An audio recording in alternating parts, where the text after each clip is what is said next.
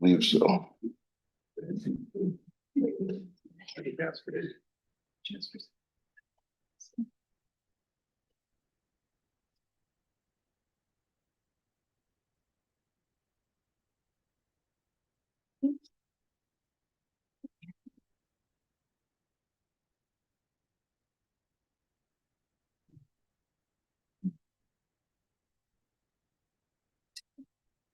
There we go.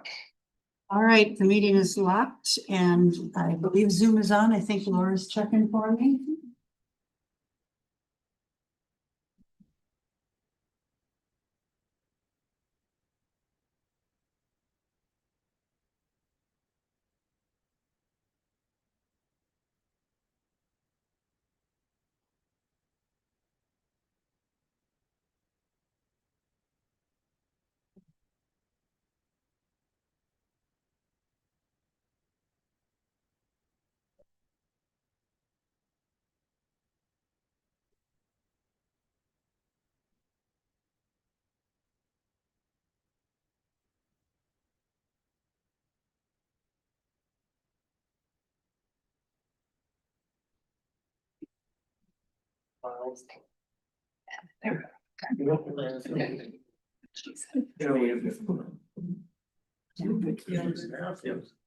Ready?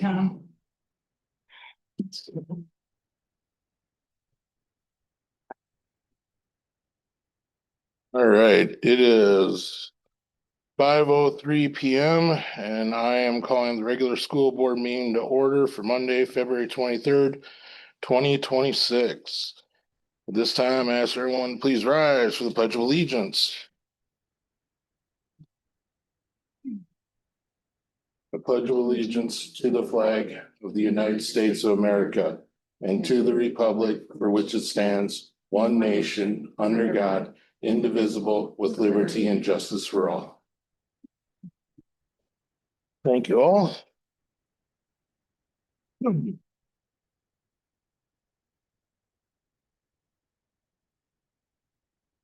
At this time, I am looking for a motion to approve the agenda. Motion by Polly, seconded by Jamie. Any discussion? All those in favor say aye. Aye. Opposed? Moving on, special appearances. Valedictorian and salutatorian. So tonight is one of our favorite nights of the year where we get to announce some students that have worked really hard and have achieved a lot throughout their high school career. So here with us tonight is our valedictorian, which is Evelyn Wilson for the class of 2026. Evelyn is accompanied by Neil and Patty Wilson. So congratulations on your accomplishment. Way to go. Awesome.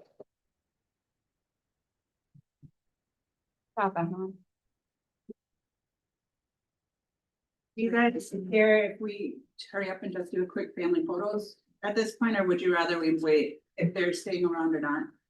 We'll probably go, so this would be a good time to hold those down. Exactly. Sorry, there's a lot of people here. I got a little nervous. No worries. Oh, come on, Beck. That is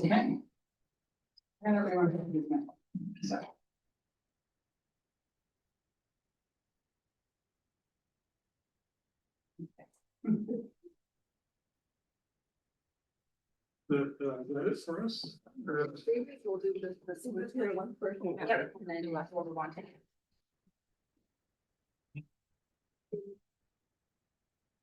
Great, and then our class of 2026 salutatorian is Alexis Reynolds, and Alexis is accompanied by Jake and Leah Reynolds. So congratulations.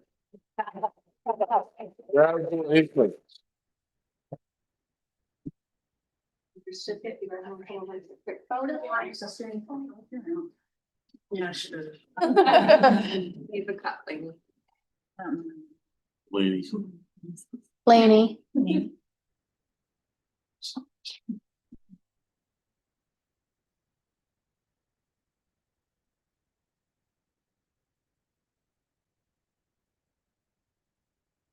Job, Lexi. Congratulations. Congratulations, Phil. Congratulations, Evelyn, Alexis. Siren is extremely proud of both of you. Keep up the great work in the future. Can we hear their future plans? Plan on attending River Falls, I got accepted there, Congratulations. going to the pre-veterinarian program. Then hopefully go to the University of Minnesota for the veterinarian program. Awesome. Congratulations. Nice. Good luck. Good luck. Yeah. River Falls is great. I'm going to Eau Claire and hopefully I major in psychology. Not sure like exactly where to go. Okay, awesome. Awesome. Good luck. Good luck. Nice job, girl. Congratulations. Thank you very much. Thanks for coming.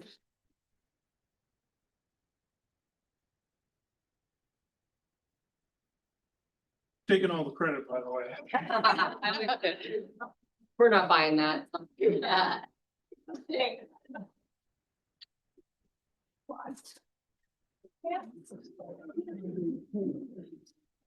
All right. Next up is the Hope Squad. Go ahead. Table, okay. Yeah, where'd Connie go? Staying on. All right. I'm Rachel McNally, one of the Hope Squad advisors. We're excited to be kicking off a Hope Squad. It's the inaugural Hope Squad for this year.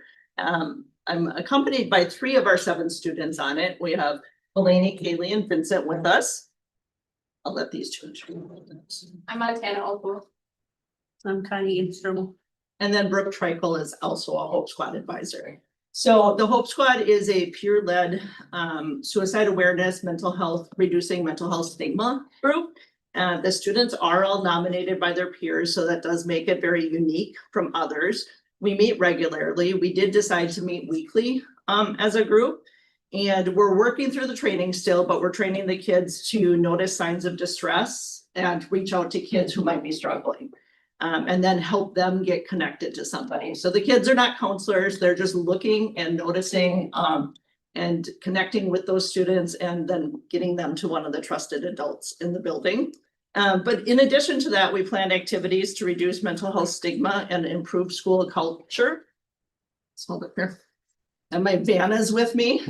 So this is called the Hope Approach, and this is what we start every meeting with. It's H stands for heads up, look for peers who are not acting like themselves. O, offer support, listen attentively and approach with compassion. P, provide information, be prepared to share available resources. And E, empower peers, help guide them to a trusted adult. So we've had a couple of our recent activities. I guess one of them made Facebook. I think I forgot to send in the other one, but we had handed out candy another day. When you leave tonight, if you walk down to the end of the hallway where the big Lionheart canvas is, we rolled out today a positive notes wall. And there's actually quite a few up there after day 1. Kids are encouraged to leave positive quotes, positive thoughts, or positive notes to each other. And when I got here this evening, I was pretty excited to see how many were up already. And today was the first day. So that's the gist. Any questions? Is it just kids putting stuff up there or anybody? Any adult, Yeah. we encourage the adults to as well. Good. Hope Squad is as much about supporting staff and creating a positive Awesome. environment for the staff as well. So we have 2 8th graders and 5 high school students at this point. Because we rolled out in January, we wanted to bring some of those 8th graders with us up. We will look at nominating more once the new school year rolls out too. Wanted to start with a small group, so. Is this a nationwide program or is this? It is. Okay. Yeah, it's, and then it does cost money. Fortunately, we have grant money to cover it for this year and next year. Randsburg does have a Hope Squad. I think they were the only other one in the area that I'm familiar with right now, Okay, but it is nationwide. good. Awesome. Thank you. Is this something with grant wise, since it's a grant, we have it for 2 years, is it kind of a reoccurring grant? Is it something we need to reapply for or we're not? Typically, the AODA grant has stayed reoccurring every 2 years. Okay. Typically, so hopefully, there is also other local funding sources that we might be able to step in and help. Okay. We don't know that yet. Is it minimal? Is the cost minimal or not really? 2,500 for the license. Oh, So again, possibly doable with local resources that are Sure. needed. Yeah, I feel like we could get donations for that if we needed to. If we need to, yeah. Mhm. So the way the grant funding came in, like, we'll have enough to pay partially the third year. Okay, awesome. Awesome. Great, thank you guys. Thank you all for getting this going and the kids for participating and look forward to the great things to come. Thank you all. Thank you.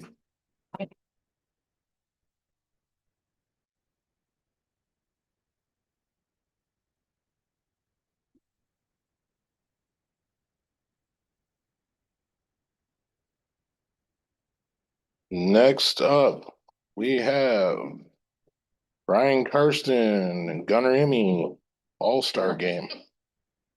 Yep, so we just wanted to bring them in and recognize, and apparently Conley is also a part of this, so don't forget to mention that. So Ryan's gonna share a little bit about the All-Star game that they're participating in. WFCA, Wisconsin Football Coaches Association does an all-star game for the 8-player and 11-player seniors in the state of Wisconsin. And this year Gunnar got accepted.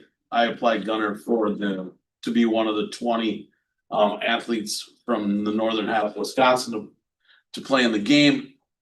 He got selected out of 43 applicants, and I was asked to coach this year, so I will be again coaching on the defensive side of the ball. Gunnar will be playing defense for me.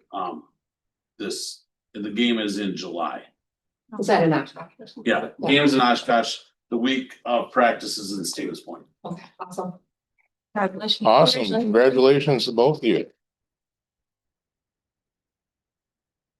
You wanna say anything? Are you excited about playing? I mean. Excited. And you'll do fundraisers for that. Yeah, we'll just, one fundraiser will cover. We have to raise $1,500, but Okay. what we've done in the past will work just fine. We'll get her done and it won't be too much work on our end. And you have wrestlers going to state? A former wrestler at least. Paisley Paisley is wrestling Yes, for congrats to Spooner, Paisley. and Riley Cummings made it for the co-op out of Frederick. Awesome. Wow. And we did have 3 girls wrestle at sectionals last week. Mulaney was one of them. And Sawyer Olson, who was a former student from Grantsburg, wrestled, and then a girl from Frederick wrestled, but neither of them made it to state. Okay, awesome. Still awesome though.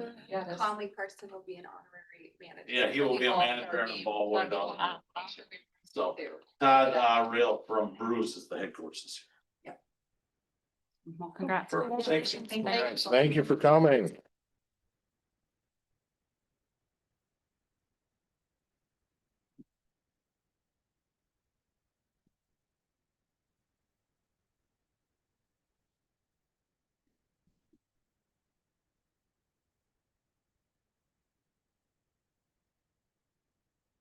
All right.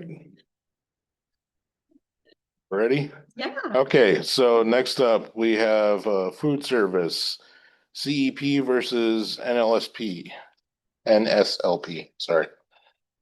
We're just here to give you a little bit of an update on how we're doing on CEP versus if we were to run the National School Lunch Program. Rindy broke down all the numbers, came up with a nice little sheet for you. They got it, right? Yes, it was in. Yeah, we have it. So we just want to know if you guys have any more questions in regards to it, or. Does this include, is there anything that's regarding staffing for either program that would either be funded or isn't being funded?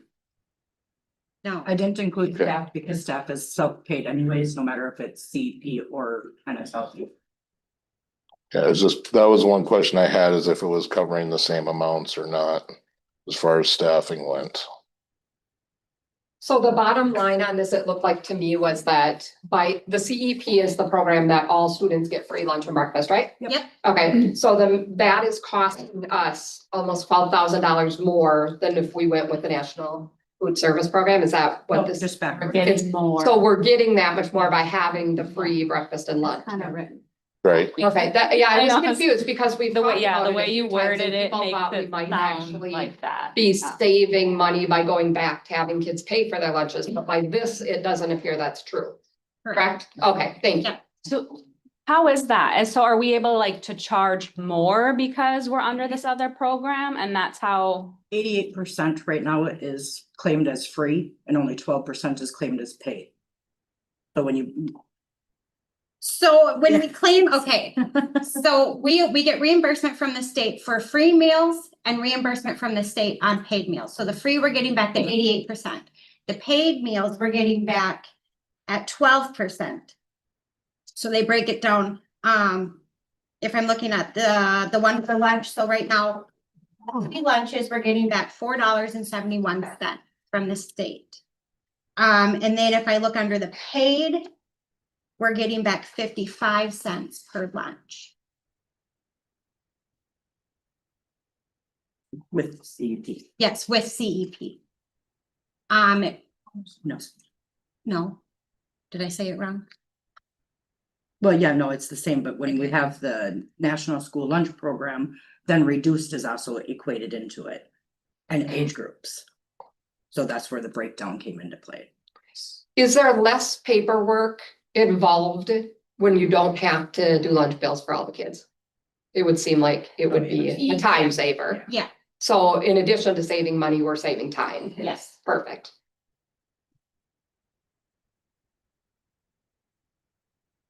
I definitely appreciate the breakdown. It does answer some questions that I know the board has had, and getting it presented this way is very helpful. Thank you. Can you explain a little bit more? So for the ones claiming free, does that have to do with the sheet that families fill out? And that's where you're getting the numbers for the 471 versus the 55 cents? Nope, so every 4 years, we have to fill out a spreadsheet with all of our students who match on a direct certification. And then from there, there's a formula, they break it down, and then they give you a percentage on, okay, this percentage is going to be your free meals, and then this percentage is gonna be your paid meals.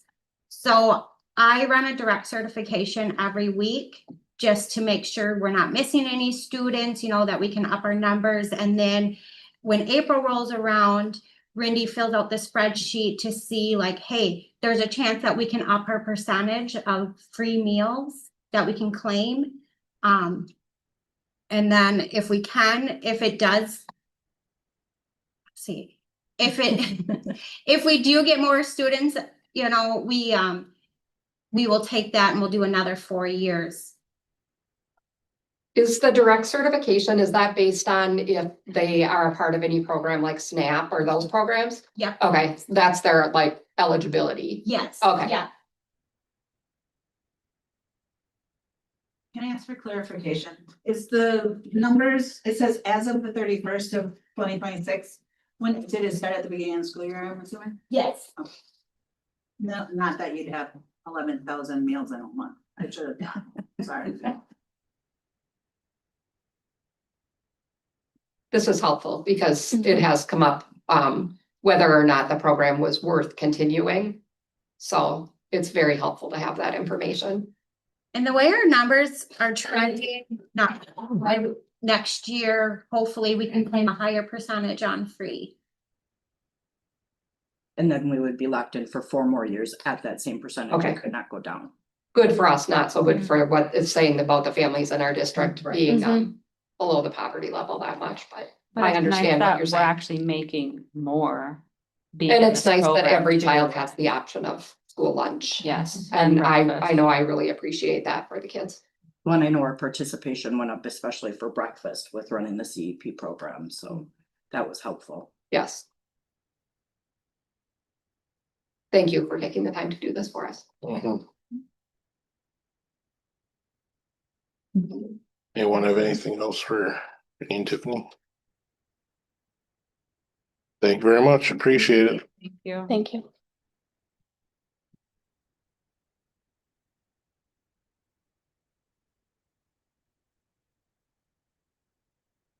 All right, on to accepting donations.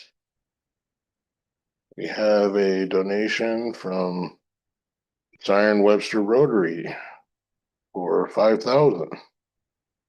Is this to be directed to anything specific, Kevin? I'm assuming you'd know something about this.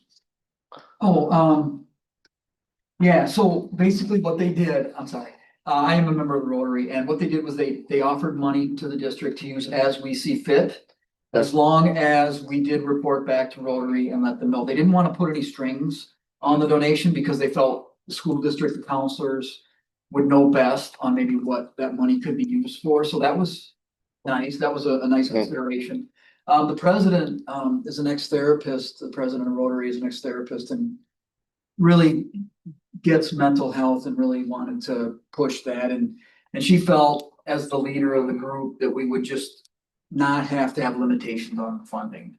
So at this point in time, I can't. As long as it's for mental health of Yes, as long as students it's and staff. Yeah, not, Yeah. not for, salaries or anything like that, it has to be for the students. Student well-being and staff Yes, well-being. yes. And so the guide, both counselors are working to facilitate the process. One of the things, I don't know if you guys have heard, but over the last couple of years, the Rotary, and Robbie was a part of this, was we do a night in Italy, or like each year she's done a different thing where her daughter is an opera, like a doctoral level opera singer, and her has a colleague also who's a professor, and they come and perform. So we did a fundraiser. The first one I think was night in Italy? And so that was a fundraiser, you know, they sell tickets and then it's a dinner and then they did a silent auction and that. So that's where that money is raised from, and it was earmarked for mental health, and it was sponsored by the Rotary. So this last year was a night in what, France or something? France? Night in France, night in Paris. So, and then they try to correspond the meal and the entertainment, the singing with the theme. So that's been an annual fundraiser, and I think the last couple of years we've earned as a Rotary close to $13,000 each time. So it's a huge fundraiser for Right. Rotary. Is that Robbie Carlson? What's that? Is that Robbie Carlson? Robbie, yeah. Yeah, she's- daughter is Dana Stings. Yes, Awesome. yes. And and they donate their time, the performers. So that's how we are able to. And she just came up with this, thought about the idea, and they've been gracious about performing. Great. Yeah, if you're an opera person, it's awesome. If you're not, you just listen, because I'm not sure much, I don't know much about opera, but it's a really entertaining evening and a good meal, and it's been successful the last couple of years now. And so, yeah, so anyway, sorry to run on, but it's No. important because that's a huge fundraiser, and they do choose to donate to the schools. Noticed. Nice. Excellent. If we happen to come across some projects that we could put towards this money towards, as far as like the mental health goes, it'd be great to let them know exactly what it was going towards. So Yeah, and they want us to report back. yeah, aside from just, helping with Yes. things, if it was something more specific, that'd be great. And Montana did come to accept that award at a Rotary meeting, and so I don't know if you saw that paper, but that was, Mhm. that was pretty nice that she was able to do that. Do you need to make a motion to Yep. accept it? I'll make a motion to accept the Rotary donation. Oh, second it. Motion by Jamie, seconded by Polly to accept the donation from the Rotary for mental health. All those in favor say aye. Aye. Opposed? Thank you once again to the Siren Webster Rotary. Monthly donation from Community Support and Teachers Group. Love to hear about this one. Good evening, everyone. This month's winner for the Community Supporting Teachers donation is Shelby Basie, and she has won a gift certificate donated by the Heistrom family and Silly Bird Canteen. She was very excited to win it. Awesome. Congratulations, Shelby, and thank you to the Heistrom family. That is awesome. Love to see the community supporting our educators.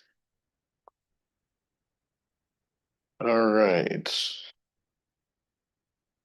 At this time, we're going to open up for public comment. I just want to know who wishes to speak tonight. Just a show of hands. Anyone? One, two. Okay. Before we begin, Just gotta read, the board has opted to have a public comment period at the school board meeting. Each commenter is limited to a maximum of 3 minutes for the commenter's remarks. The period shall be limited to 10 individual speakers, extended for 30 actual minutes, whichever limitation permits the greater total number of speakers. Each commenter shall be identified by the commenter's name, place of residence, whether the commenter has a student or students currently enrolled in the district and or is a staff person in the district. Comments may be directed solely to the board and or its designee and must not address other members of the audience during this part of the meeting. The board during the public comment period will not discuss the agenda issues raised by the public commenter, but may discuss such agenda items at the conclusion of the public comment period. All individuals who comment during the public comment period are reminded that the information provided this evening is intended to provide information to the board so that it can fulfill its role. In receiving public comment, the board encourages the commenter to engage in civil discourse that models character and ethical behavior. In that vein, all parties are reminded that all information offered be truthful and honest. False statements or stigmatization charges may subject the individual to making such statements to legal repercussions, including but not limited to defamation claims. Other specific procedures for public comment period not mentioned herein can be found in board policy. Thank you very much. So who would like to go first? You had your hand up first, please.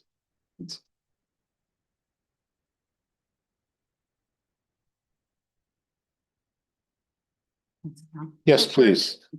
Whatever's most comfortable for you. Thank you. First of all, I just want to thank you for being here and for supporting the students, the staff, the community. I know it's a huge commitment, so thank you very much. My name is Monique Clark. I teach 6th, 7th, and 8th grade English language arts, and I also teach high school publications. This is my first year in the district, but while I'm new to Siren, I am not new to teaching due to relocation for my husband's career and being a stay-at-home mom. I have taught in Kentucky, Indiana, and now Wisconsin. Now that my girls are both in college, I was excited to be able to branch back into my given career path, and that was education.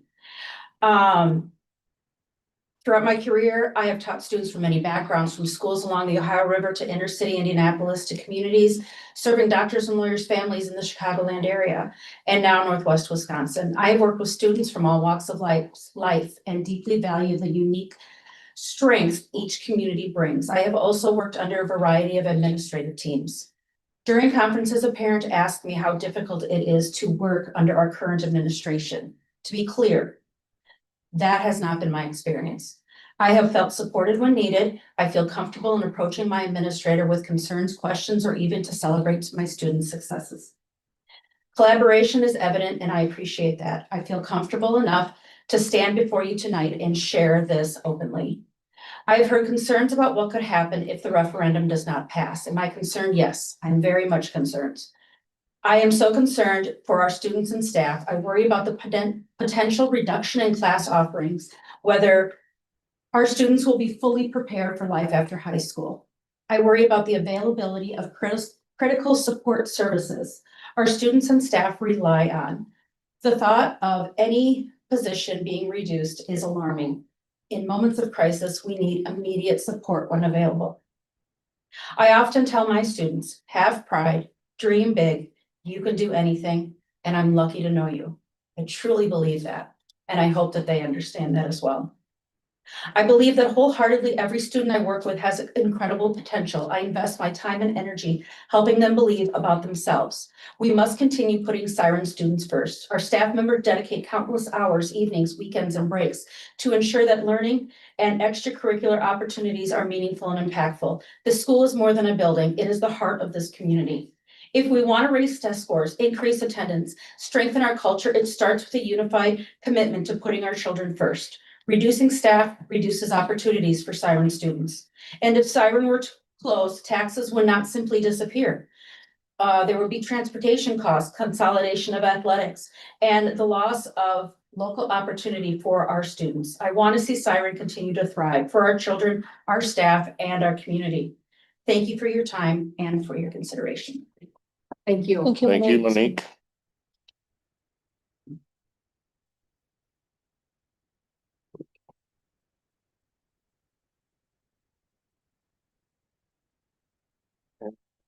Next. Gentleman in the back, did you want to speak? Thank you. Okay. Was there anyone else that wanted to offer public comment this evening? Yet again, thank you, Monique, for sharing your thoughts. Much appreciated. On to the treasurer's report. For the end of January, we came in at negative 161, 288.90. And I did in January pay 250,000 on the short debt. And as of now, the short term debt is paid. Yay. Like to hear that, that's for sure. As of now, the short term debt is paid off. This is most excellent to hear.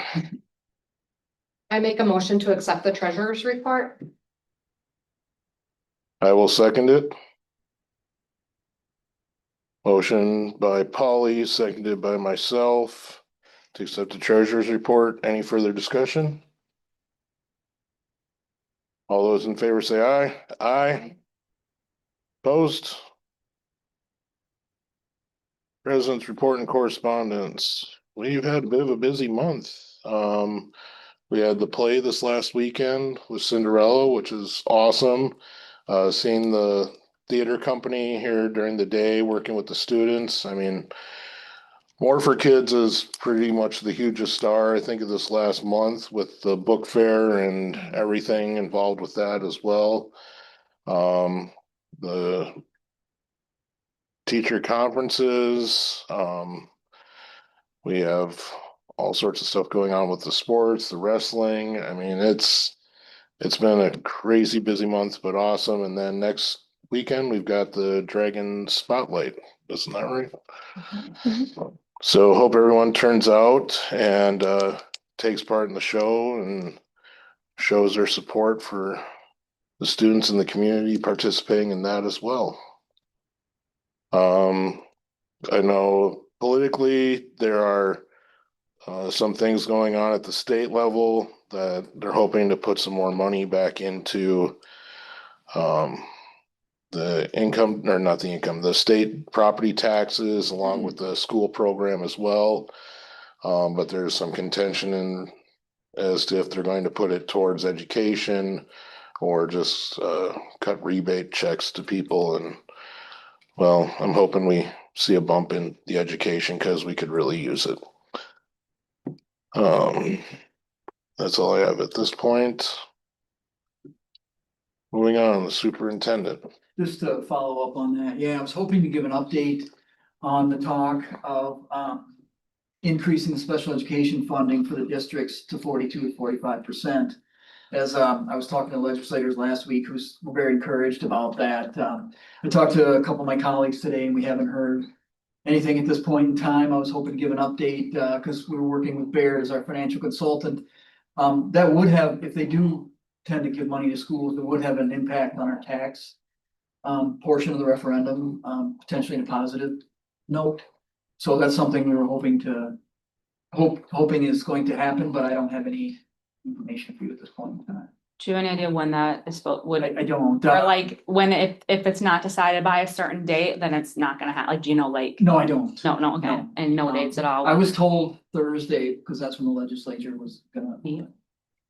Yeah, there have been talks about a potential March session if needed. Yes, but, yeah, and I just don't have any further information. We were excited, and like I said, the legislators that I talked to, our legislators were very encouraged and thought it was very hopeful. So I just don't have any information at this point in time, which I feel, I mean, I regret that, but anyway, I just put that in there because that's what we're talking about. That's gonna be a talking point for a few meetings yet, so. And then the other one, I know you guys have some decisions to make later on in the meeting. And once that occurs, then we had talked about adding some of that information in the brochure.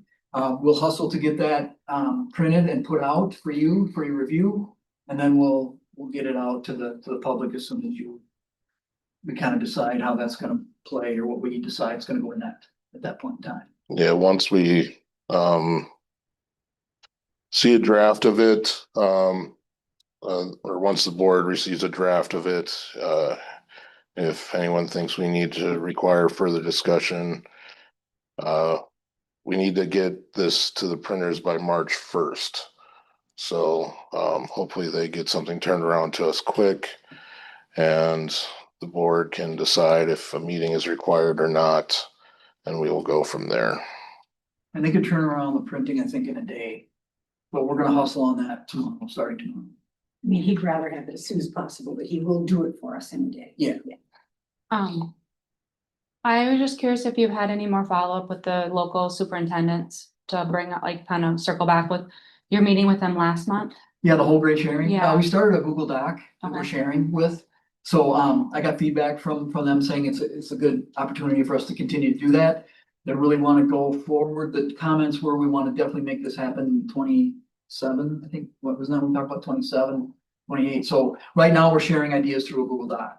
And once I get more information, I'll bring it to Kyle and go with that route. So we are talking, but we're doing it in writing through a document right now. Okay, thank you.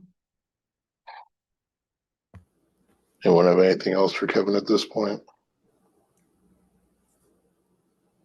Okay, reports from principals. Ms. Zerman. Well, Mr. Porter, I think you stole my report here for the first one. Recap of family events. Yeah, you didn't. Charlotte's Web. Charlotte's Web, we had I thought it was 68. last month.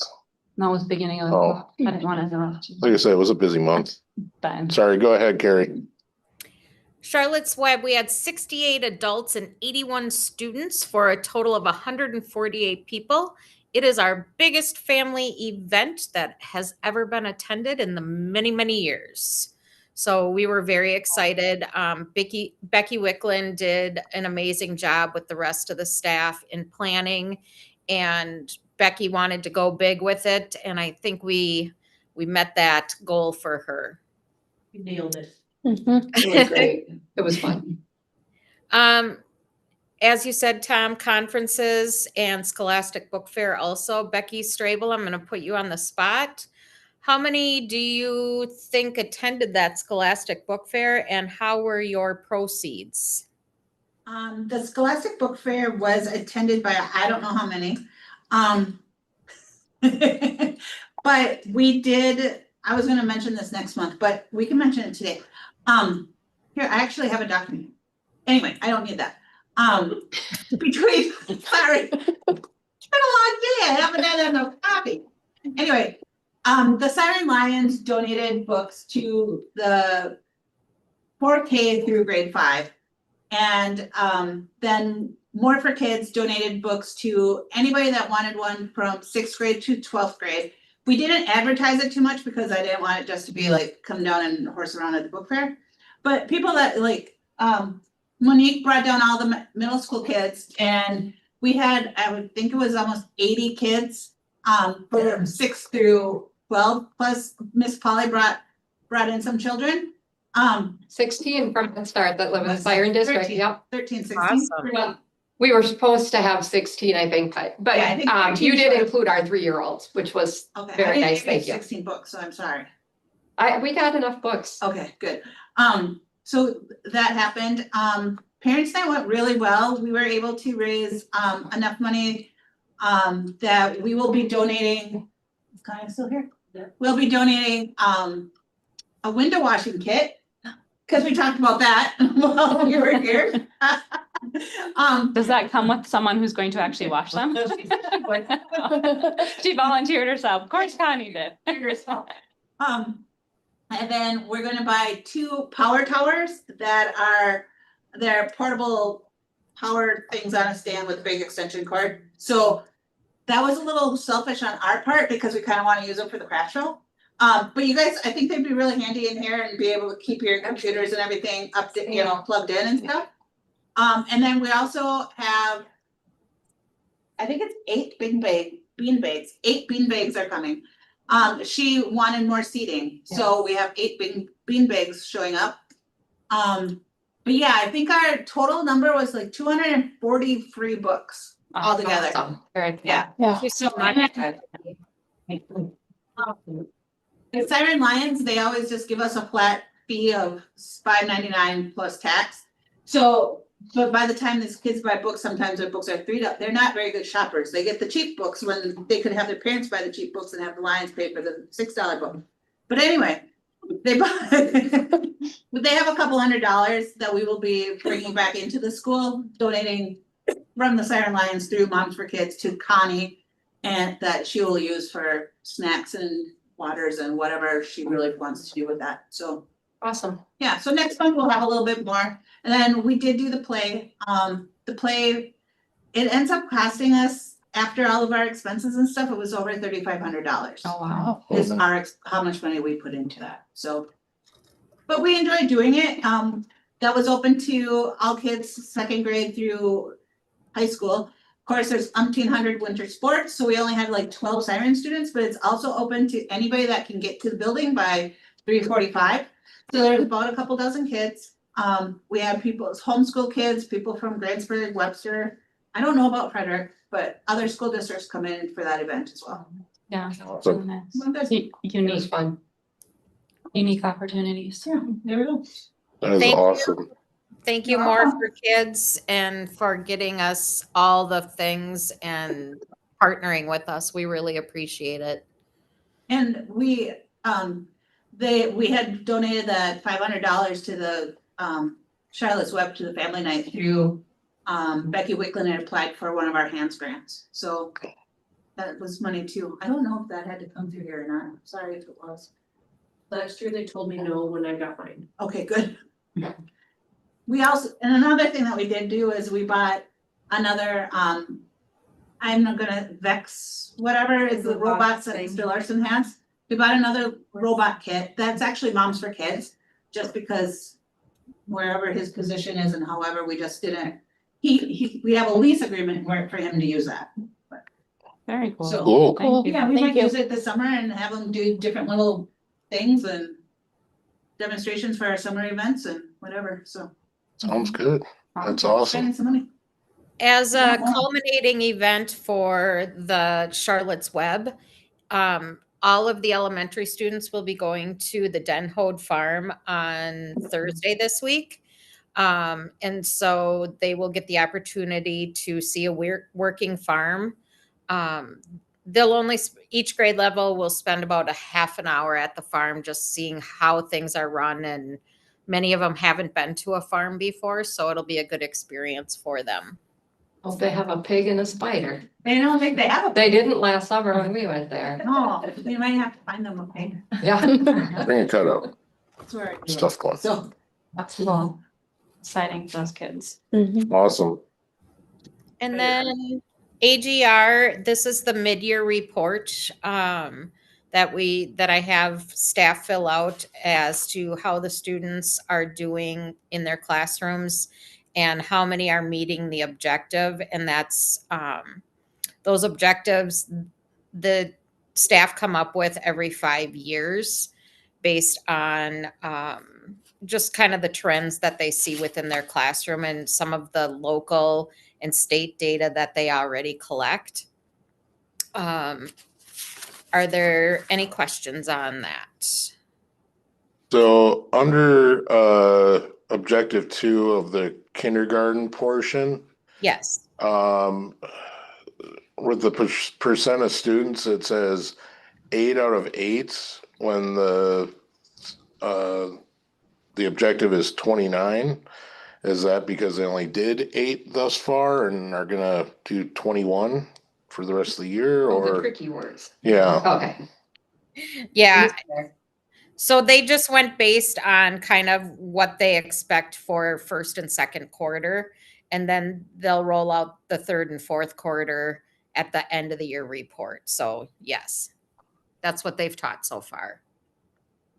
okay, I noted on the kindergarten, they're good. I mean, for halfway through the year to be more than 50% of them there, they were pretty good. I was pleased with them. And the other one that stood out to me was third grade, because that's a really big class with a lot going on. And I thought they held their own on those scores too. So that was encouraging to me. Yes, I was very surprised and happy also. We're working a lot in our PLCs on just really making those shifts with grade levels, with our Dragon times, with making smaller groups as best we can and working with smaller groups. And we looked a lot at writing this year, and you know, we all remember what our demographics are. So seeing these scores at this halfway point in the year was really exciting.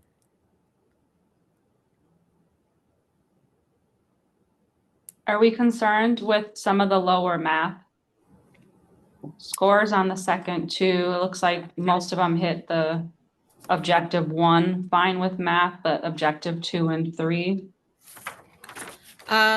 Each grade level has different objectives for math, but which one are you looking at, Jamie? Second and third grade. Second and third grade. Mostly maybe third grade.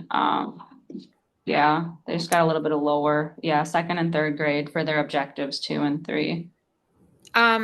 We did make some shifts when we met for data day a couple weeks ago. We made some shifts in the math based on some of these scores. And so some of the second and third grade are looking at doing more center based so that they can pull those small groups in and be targeting the kids who are needing that extra boost in those areas. So teachers came to the table with some really creative ideas on what they were going to do already before. So it'll be interesting to see where we land. Okay, sounds good. Do you think the new reading preventative measures that they've been starting to put in place with the tiering has helped with this? Yes, I do believe so. I also believe that our teachers are more comfortable with CKLA now that we're in year 3.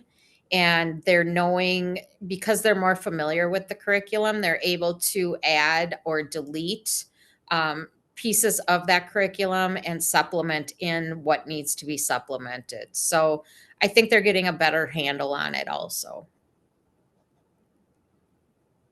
And I'm in the public. Do you want me to comment to that or no?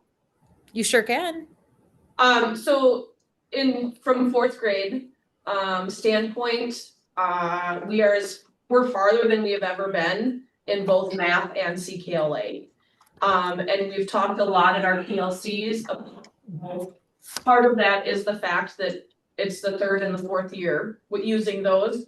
And the other part of it is exactly what Carrie's saying, is we know what we're teaching now. We've taught it how many times. We know what things that we need to emphasize more than others because of what they come in knowing from other years.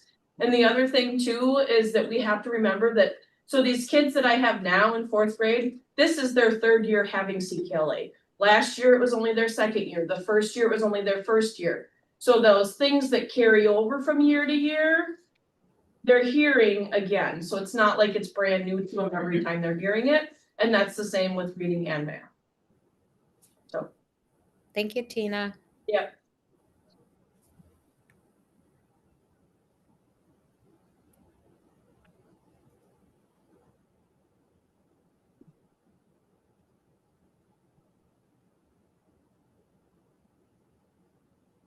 When will we receive our next report on this? In June.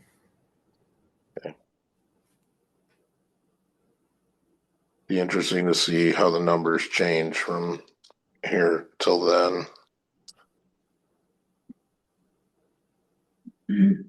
Just out of curiosity, I know towards a lot of things with like kindergarten and some with first grade and some of the other ones appear to be a little bit more anecdotal than just the straight testing.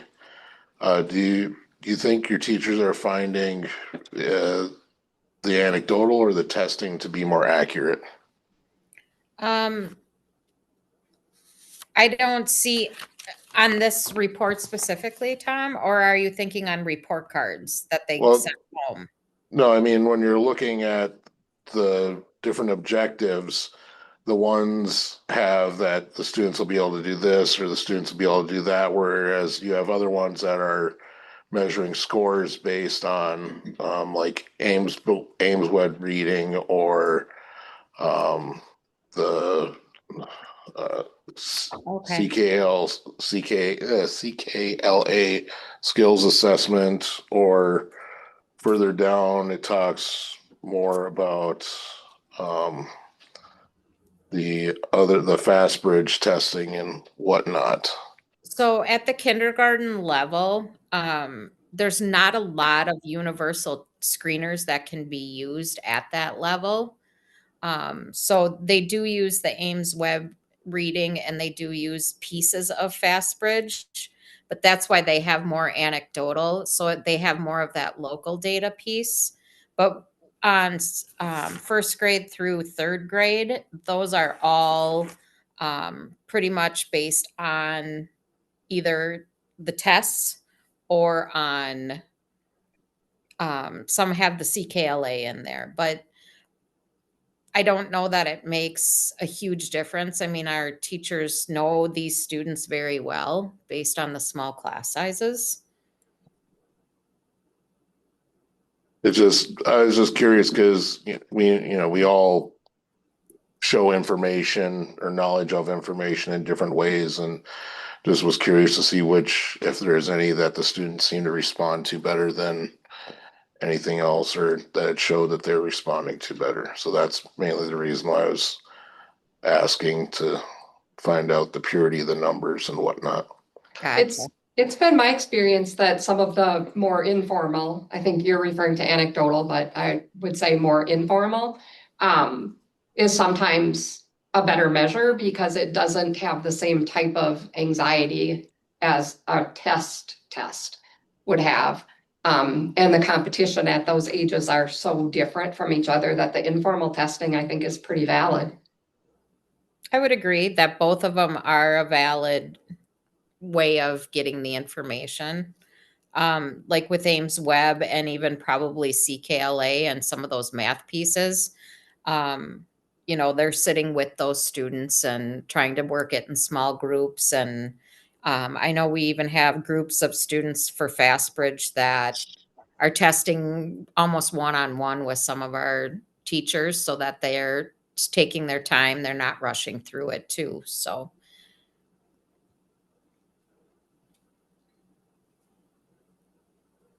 Thank you very much, Carrie. Anyone have anything else for Mrs. Herman in regards to the AGR?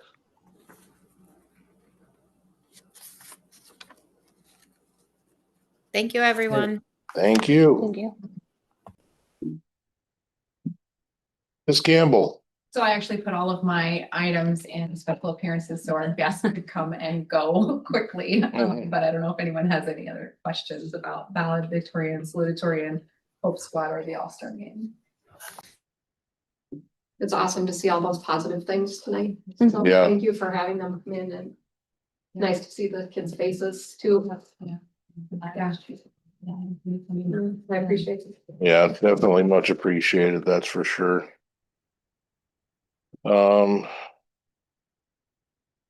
Anyone have anything else for Ms. Campbell at this time?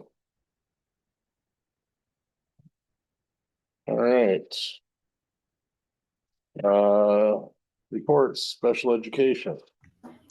Yeah, this is my annual working on accommodations reports for state testing. As you can see, we have 6 freshmen and sophomores that will be taking pre-ACT on the same day as the juniors will be taking the ACT, so that'll be a little different.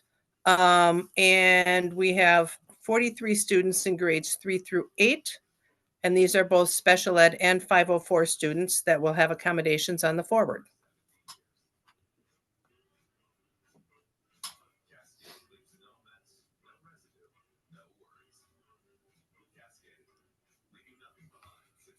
And that's all I have.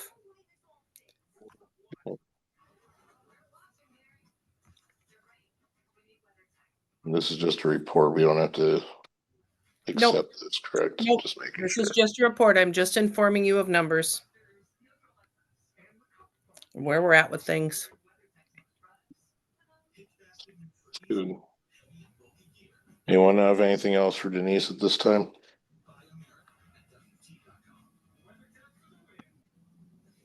Okay, moving on. Native American report.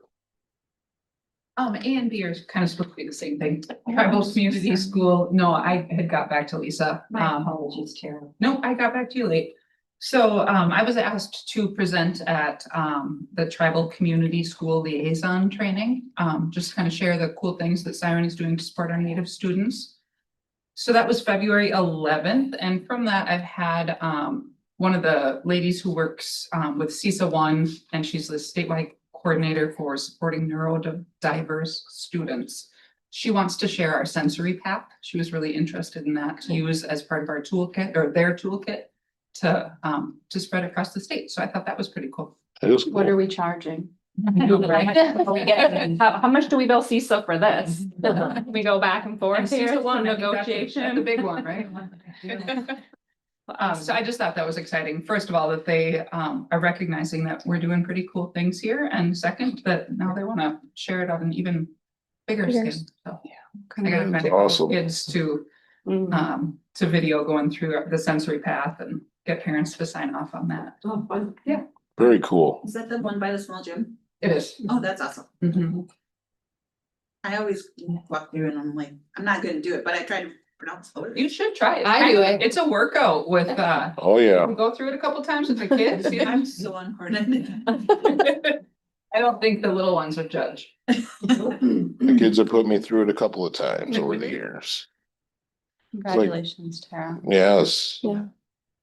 I can't take credit for the whole sensory path. I just shared that that was a whole pupil services group effort. Anything that helps draw attention to the good things going on here is always appreciated. Anyone have anything else for Tara at this point? Thank you very much. I guess one quick, are you gonna try to be at the meeting on the second? That was my plan. Okay. Excellent. No, we're gonna be out of tribal zone, or try to have a like referendum meeting. at Oh, tribal zone. Have you had any parents or anybody reach out? Yeah. All right, moving on to approval of the minutes. Looking for a motion to approve the regular school board meeting minutes for January 26, 2026. I'd make the motion to approve those minutes on the regular meeting. Motion by Polly, seconded by Amy. Any discussion? Yeah, Paul, or Lisa, you need to amend number 13 and 15 as I left early, so it can't be past 7-0. It needs to be, well, I don't know, was everyone else there? Needs to be 6-0, the last two, because I left prior to those. Oh. Yep. 13 and 15. Yep. Sorry about that. Nope, that's fine. I just to make it clear. Not a problem. Thank you. Yep. Any other discussion?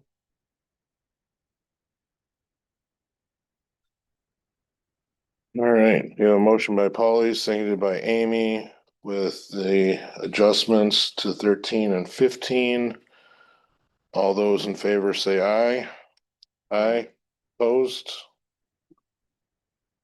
Looking for a motion to approve committee of the whole for February 16th, 2026 meeting minutes. I'll make a motion to approve the committee of the whole minutes. I will second it. Motion by Polly, seconded by myself. Any further discussion? All those in favor say aye. Aye, opposed? Looking for a motion to approve the minutes for special board meeting, working budget meeting, February 19th, 2026. I'll make a motion to approve the special board meeting minutes.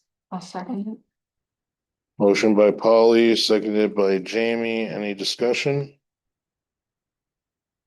All those in favor say aye. Aye. Opposed?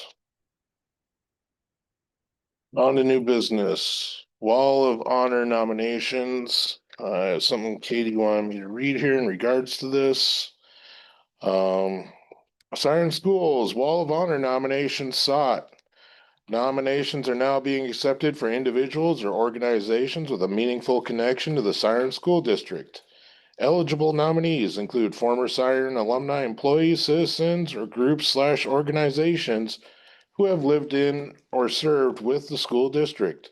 Those recognized will have demonstrated excellence or made significant contributions in one or more of the following areas: education, business, human services, government, athletics, military services, or fine arts. The nomination application deadline is March 16th.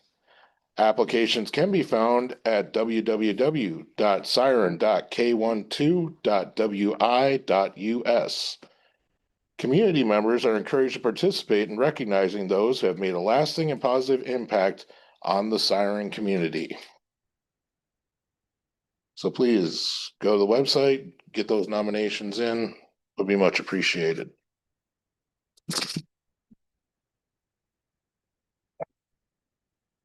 Now on to 2026-2027 staffing reductions.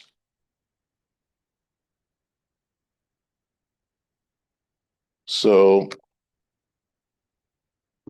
in attempt to try to alleviate some of the financial strain that the district is currently going through, we are looking at making the following reductions to the 2026-2027 school year, regardless if a referendum were to pass or not. The first one would be one section each in elementary with a max of 24 students. After that, a discussion with the board would take place if numbers were to increase beyond that. Does this mean that we are not doing AGR? We looked into that today and we feel like we can at this point in time. I don't care if you wanna comment on that. Yeah, I think Laura and I still had some more questions before we can make a final decision on that. And kind of determine where the numbers are gonna go in the classrooms at this point. Okay. I'm sorry, was that a we think we can or we think we cannot? We feel like we're gonna try and do it. Okay, Yeah. still do it. Okay, I Yeah, just and didn't they're- know which, they're what still you would say. working Yeah, I through get that. Department of I Public get that. I just didn't hear if you said, think Yeah, we follow can or through on cannot. that. Okay, thank you. Okay, so if we fall, hopefully we still fall within the parameters of some of it. Yes, and that's what Okay. we're looking to hope to try. That'd be good. Anything helps, that's for sure. Are you planning on going through these one by one? I figured that would be the best way Thank to you. do it. Yeah, Yeah. I agree. Thanks. So I'm actually gonna do it that at this time I'm looking for a motion from the board to approve one section each in elementary with a max of 24 students. Discussion with board if numbers increased and will depend on accommodations required, of course. Yeah, I'm a little just hesitant with some of our I mean, I get we need to kind of have a number. I also want our staff to just know like that's flexible, like we kind of had this year when we went down to one. You know, even if they have less than 20, you know, just to know that like we're gonna try to do aids or have assistants that, Oh, absolutely. you know, type things. Maybe not split it again, but definitely assistance with those classrooms with the bigger sizes or kids who have more needs. Yeah, I think the teacher assistance is definitely a crucial component of this, making this work. I'm gonna make a motion to approve it for the purpose of discussion. Technically, we should probably have done that first. So is there a second? I will second it. Okay, and then one of the things that I wanted to say is I have a lot of hesitancy about it, but I do remember school prior to the SAGE AGR program when class sizes were quite a bit bigger. It wasn't easy by any means.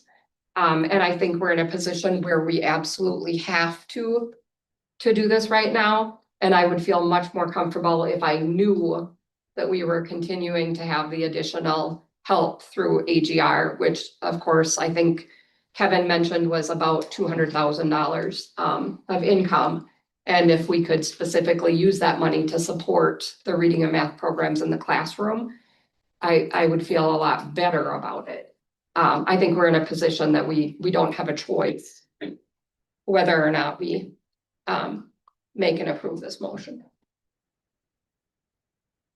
I'd agree.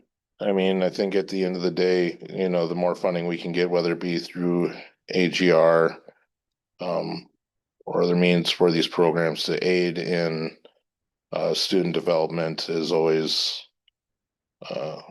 should be a primary thing that we're focusing on, to give them the best shot at an education, especially with reading and math. Yeah, so probably don't have a choice, but yes, seeing those bolster up the teachers would be a huge boon for us. Any further discussion? We have a motion put forth by Polly, seconded by myself. For one section each in elementary with a max of 24 students, with discussion with the board if numbers were to increase. All those in favor say aye. Aye. Opposed? The next one is restructuring sixth grade to self-contained within the middle school.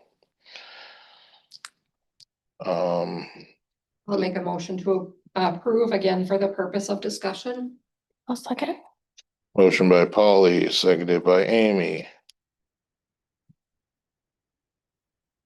I think on this one, we talked, what I got out of our discussions were that this would hopefully free up some time in the middle school or the junior high, which wouldn't be middle school now.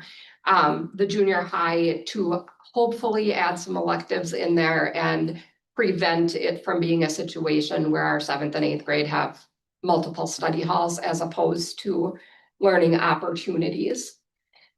Yes. And also it would help to instill the sixth grade is going into that transitionary period within the middle school still. So that way they're not still going to be housed, or they wouldn't be housed in the elementary, they would be in the middle school. As far as how I understand it, so they would be able to experience the middle school culture and be able to have their rules apply as opposed to elementary. And by self-contained, you're basically meaning the statement means they're gonna be in one room versus going to separate classrooms like the current 6th grade now. Correct. Just to be. As far as I understand it. I had done some research regarding mental health for that too, and it seemed that a lot of the articles I looked at, I could find them on both sides, pro and con for the 6th grade, but the ones that I kind of focused on were mental health wise. The kids were just not ready to be moved into that junior high setting. There's 6th grade has a lot going on. As kids are still learning who they are, and that maybe keeping them that setting would be better. I mean, it's also just to help cut costs with if the referendum doesn't go through with other teachers needing to be teaching other grades. Especially core classes, yeah. Right. Mm-hmm.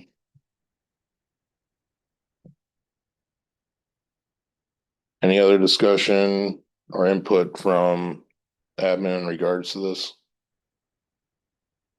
Do we have any concern about the size of that group? Or at one point it being too large for one group? The 5th grades all together now. Right. So I know it's a smaller group. I just didn't know if we need to try to add any of that max 24 and then mean, obviously, anything can always become discussed with the board if there's concerns. Yeah, and then I would say we could, if you want to add that, we could, I think with sixth grade, middle school in general, we've talked about a little bit higher numbers being acceptable. As they start to grow and mature. But ideally. I think it'll be easier with this group because they were all together in fifth grade than it would have been just randomly. Yeah, I was thinking the same thing, Bob. Let's hope anyways. Right. But yeah, I think it'll be nicer with them being in the middle school hallway, having the same rules and obviously sports. I think it's a good compromise kind of thing we'll discussing. Any further discussion? We have a motion by Polly for the restructuring sixth grade to self-contained within the middle school. Seconded by Amy. All those in favor say aye. Aye. Opposed? Next, I'm looking for a decision regarding, or a motion for a decision regarding music / band / choir being reduced to one teacher K through 12. Again, purpose of discussion, I'll make a motion to approve the reduction to one music band and choir. I'll second that. We have a motion by Polly, seconded by Jamie. Any discussion in regards to this? I think the thing with this is we're seeing declining numbers with the band and choir participation as it is. Middle school, high school. Yeah, and middle school, high school. And we still, of course, need that music component for the elementary up to sixth grade classes. I think we can all agree it's not ideal. We have a lot of pride in our music departments with Siren. And hopefully maybe we could expand it out again in the future. That's my hope, because we've been in this situation before. Yeah. With our music program, so hopefully we can build some of these back up.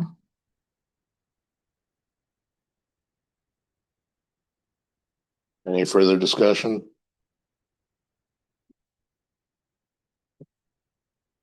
Can I ask for clarification, because I didn't pay attention, imagine. The first four things that we're talking about right now are things that are gonna have to happen no matter what, Correct. correct? Okay, thank you, that was it. Or proposed Yeah. to happen at this point until we vote on them. So we have a motion by Polly for the music band choir will be reduced down to one teacher K through 12, seconded by Jamie. All those in favor say aye. Aye. Opposed? Next, looking for a motion. Well, no, you didn't. Okay, was it added? When I read it, I was. I'll make a Oh, yeah, motion to yeah. reduce science to a 1.5, but I have some questions too on that I'm not remembering. Yep, no problem. So I'll second it. Motion by Polly to reduce science to 1.5 full-time employee middle and high school. Seconded by myself. Discussion. What happened? We're going to be down a staff member that taught this. Darn it. 0.6. Yeah, It's gonna be 1.6. no, it'll be 1.5, because right now we have like 2.3. Okay. Are you included in this? Actually, no, I'm not. Okay, but you're still gonna, should you be included though? Because you're still gonna be teaching chemistry, correct? Potentially, yeah. Because right now. But I'm not considered a science FTE, so I just Okay. do that extra. Okay, So I don't have any bearing in that. okay. But right now, essentially, you could say that we're at like 2.3, 4 and we would be going to 1.5 Because we're, next year. because we're losing the grant and so we're Because we're losing a losing the staff. grant. Right. Yes. And this person would not be teaching sixth grade. So there'd be, right? Was this person teaching sixth grade before or no? One of them, the full time. This year. So I don't know that we can discuss specific personnel in open session. I just mean because of the restructuring of the sixth grade. This is irrelevant of the restructuring Oh. of sixth grade. Okay. Yes. But yeah, so it was discussed, it just wasn't put in this terms. Gotcha. I don't like this one. but- I don't like the- I don't like either. any of them, but I mean, I really am concerned with this, the science in general and. Yes. Unfortunately, science has been one of those subjects where we've been extremely struggling to So I find guess I'm teachers for. confused why this one needs to go, cause it's a core class, why this one needs to go in the. Needs to happen regardless versus if the referendum doesn't pass. Like I would feel like this one should go if the referendum doesn't pass, not I either agree with way. you. I mean, we may be stuck with it, we may not be able to hire a person, but I would still like the opportunity to have that option to try to hire another science teacher, in my opinion. Just move it. That's what I'm wondering. Like, I totally understand that if the referendum does not pass, we don't have choices with a lot of this stuff, unfortunately, regardless of how we feel about it. And that would be my opinion, that science reduction would be like the other ones, that we don't have money to try to hire another high school. But to just put it on there that we're not even willing, I don't like that.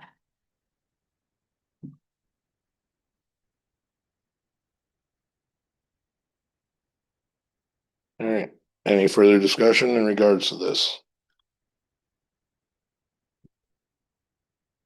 We have the motion put forth by Polly, seconded by myself, to reduce science to 1.5 full-time employee Millen High School. All those in favor say aye. Opposed? Aye. Does not pass. All 4 of you, right? Yes. So the next part on this page.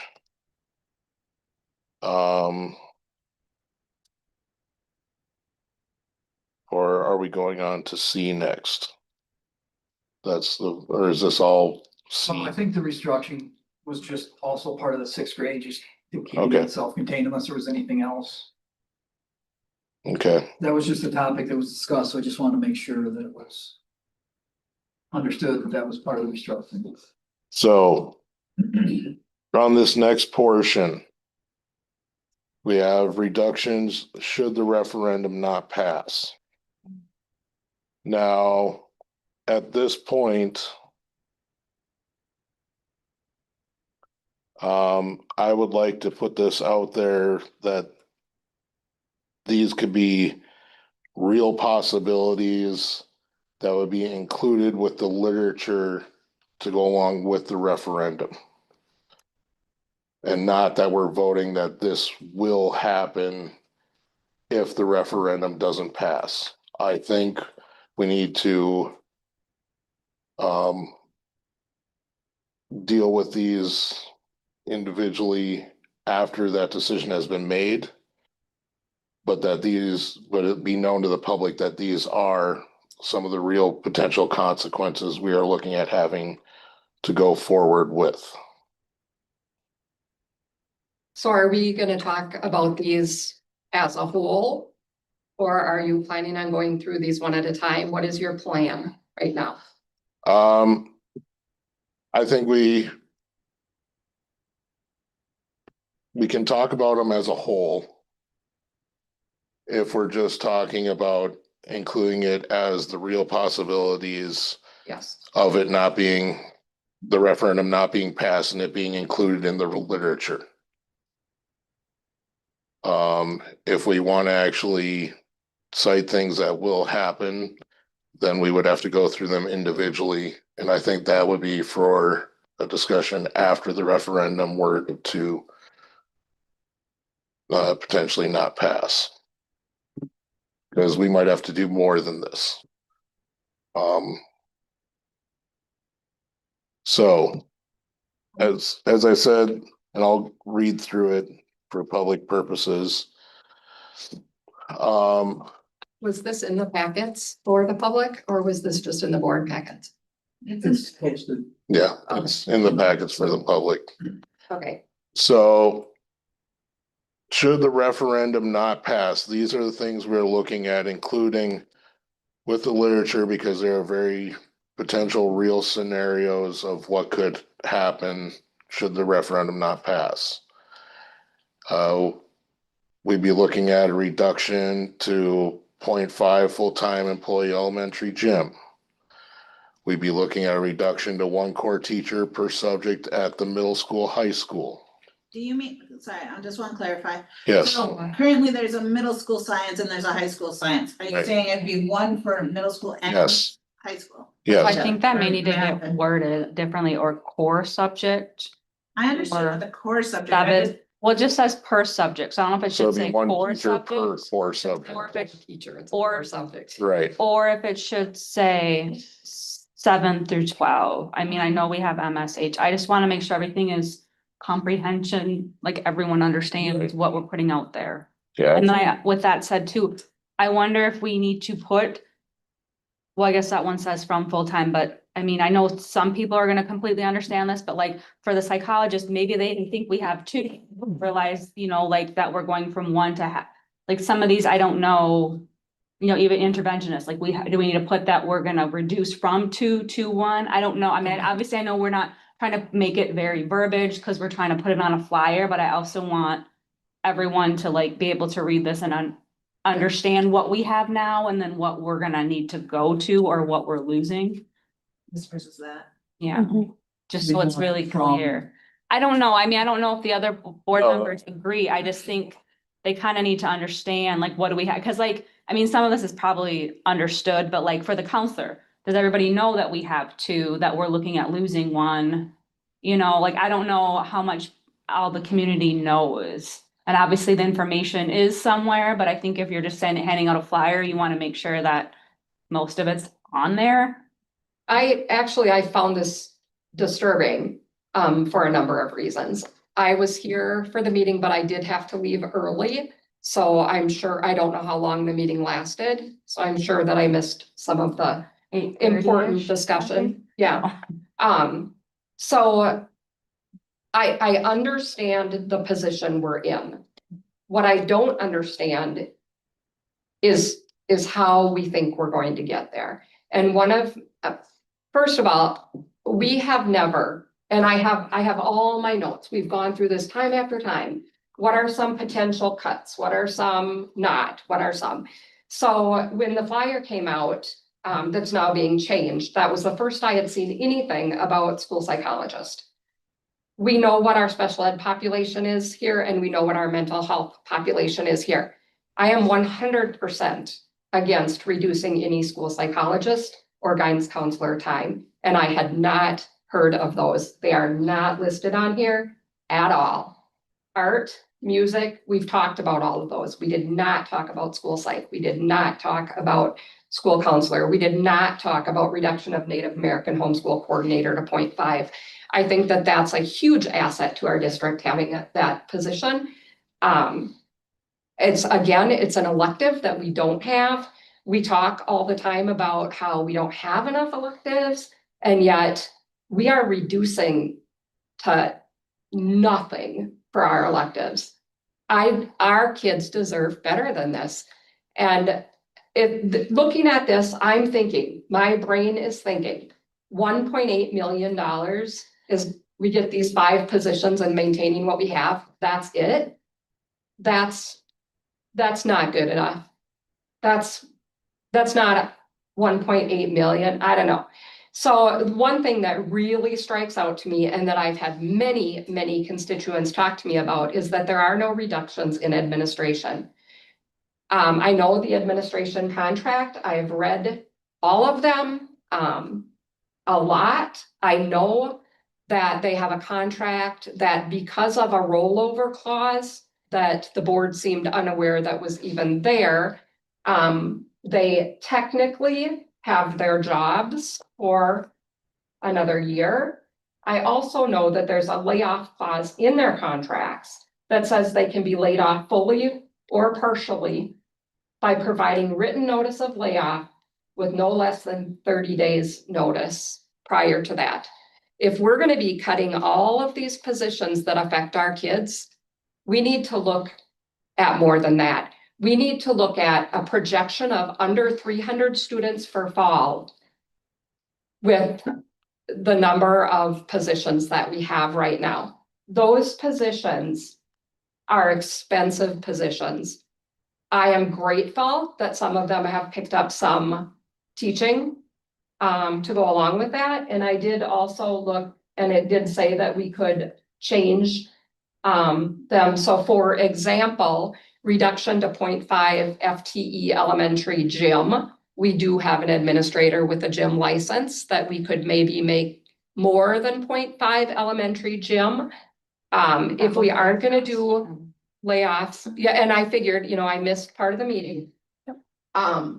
We're going to have to do something drastically different as far as restructuring.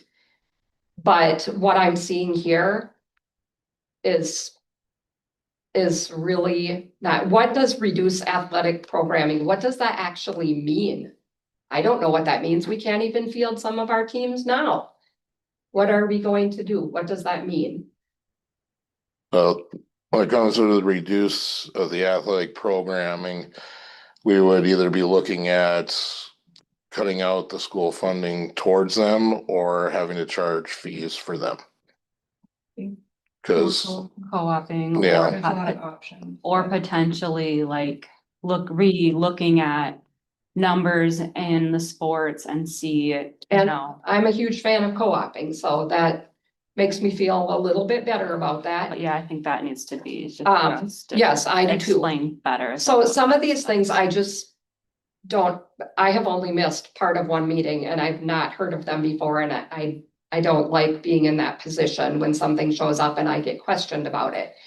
The school psych, she is the only support we have really for our special ed staff.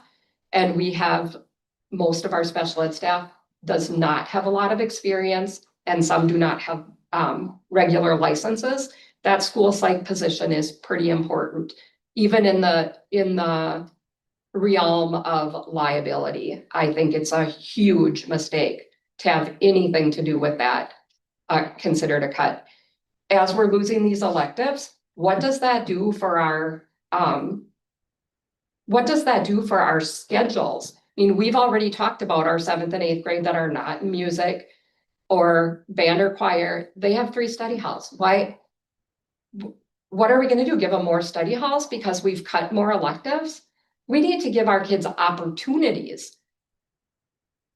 And as much as I hate to see a complete consolidation, I don't think we can provide the kids the opportunities that we need to. We've already cut and cut and cut. So I'm really concerned about that. Native American Homeschool Coordinator, is any part of that grant funded? How much is that? What percentage wise is the district paying of that? Can anybody answer that? I think you said half. I thought it was half. yeah, We discussed that at the meeting. So the district is paying half and the tribe is paying half, or a grant? no, it's a paying half? grant. Okay. Yeah, I think I've bragged about the Native American program here for years. It's an asset to our district. We do more than many, many schools do. I've been at the language conference that Tara was at. We've talked about the language in the school. This is an inclusive community. I mean, it's not a cut I'd like to see made. Well, none of them are, but some of them I think are striking harder than others for the amount of money we want and what we would potentially be saving.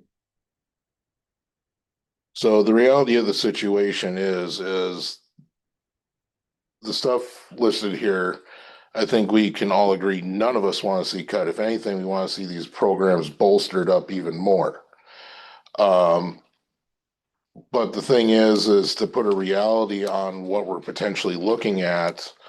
If we don't have a referendum pass, this ends up just almost being the tip of the iceberg. I mean, we could end up having to go way deeper. And you're right, 1.8 could easily help with a lot of this and shore things up. However, being short of it, having to make up for potentially 1.6, I believe, is the shortfall for next year, or projected at this point. This would just be the start. And yeah, nobody wants to lose these things. Nobody. But when we go to the public and we say, we're going to have to make drastic cuts, we're going to have to eliminate things, they go, okay, what do you mean? What are you talking about? And this is to give them an idea of the things that we would have to, things that we would love, things that we don't want to give up, that we would potentially have to give up. I am not in favor of cutting any teacher position to any extent without first cutting from the top, and that would be our administration. And I am not alone in saying that. There's going to be voters out there, probably quite a few of them, that are going to say the same thing. If we aren't willing to look at things that don't have as much of a direct impact on our students, then we're barking up the wrong tree, in my opinion. Right. But we're going to be down an administrator next year because John's going to be gone. By attrition, yes, Right. That is not a cut. No, that is not a cut. It's like- That was through loss of grant and Impact To whatnot. our staff, it's gonna be an impact to our students. So we're all really going to be down Also, one admin. We've lost teachers to attrition. Yeah. I'm Yeah. not saying it's Yeah, not. all. I'm saying, I'm trying to be more equal in what we're doing. Right. But the thing of it is if we need teachers for our students, we also need to support those teachers. Like you said, we have so many issues with our students that are struggling. That's why we need the school psychologists. That's why we need these other programs. And when there's things going on in the classrooms, they need to be able to look for someone to support to help them. I agree, and I'm not saying that we should cut them 100%. I'm saying we need to look at ways that we can do some layoffs, whether it's flat out lay everybody off for the month of July, flat off, cut 2 of our administrators to 50%, put them 50% in a classroom, 50% administrator. Their contract also says, assign, schedule, and transfer administrator as needed. Layoff administrator, determine the kind and amount of services to be performed by the administrator. I think we have options we haven't even looked at yet. And I think we need to be transparent with our public in saying that those haven't been considered. And then they're gonna say, why not? And what do we have to say?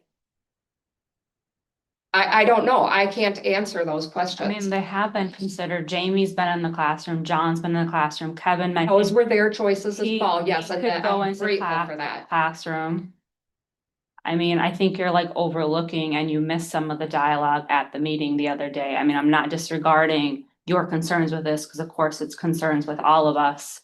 But it's like, as we were, discussing like, where can we cut? Obviously we all know we've been at a skeleton crew. We wish we had more teachers now.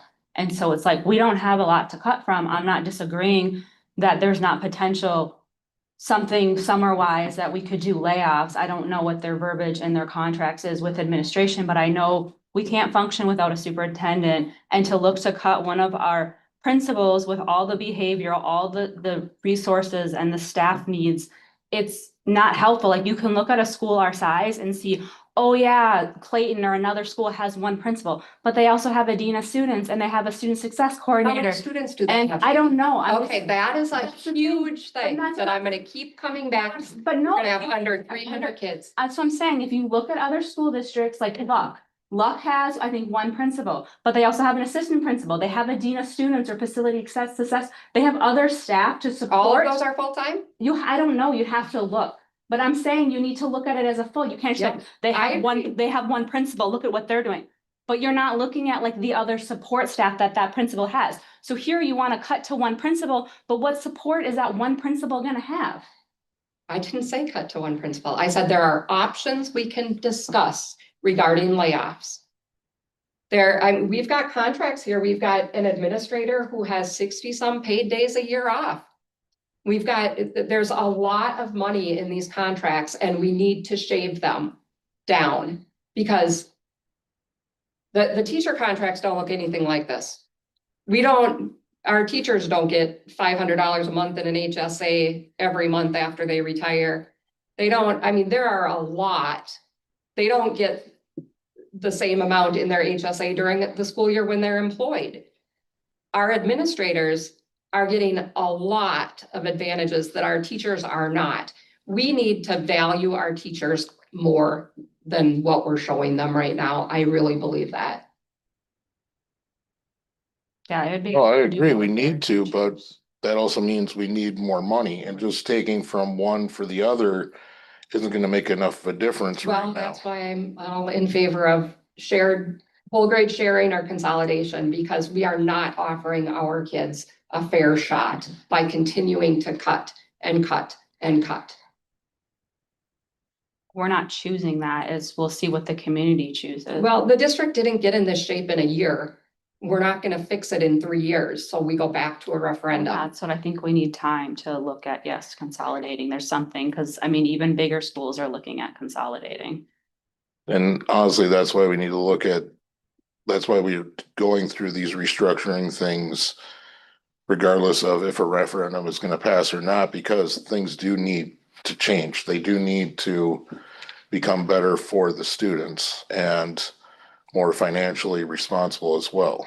I would rather keep two guidance counselors and have one of the principals half-time than lose a full guidance counselor. Look at our population. Right, but they're also under contract, and we can only go to the table if they agree to go to the table as well. Yeah. Sure, Okay, the board may also lay off fully or in Right, part for the I know that preceding part. year by providing written notice of layoff to the administrator no less than 30 calendar days prior to the effective date of the layoff. The board may lay off if lack of work or funds or other legitimate reasons for layoff of personnel so require in the judgment and discretion of the board. The board may make additional provisions concerning layoff procedures for administrators in the applicable staff handbook and may modify those provisions from time to time during the term of this contract. yes. So you're saying we have these contracts and I'm saying, yes, we do. We also have, they're pushing their rollover clause. That's what they came to us with. I'm saying they also have a layoff clause. Right, When I mentioned that previously, Kevin said, I don't know about that. I'm telling you, it's right here on paper. right. No, I know that the layoff clause is in there, but if you wanna put something forth as, there would be a layoff or whatever conducted, then we can add it. But the thing of it is I'm going back to, this is a worst case scenario thing we're putting out there. It's not just, we're hoping to cut this or we're hoping to cut that next year. We don't want to make any of these cuts if the referendum passed, we won't have to look at these cuts. None of these cuts are long and are big enough to sustain us in the long run.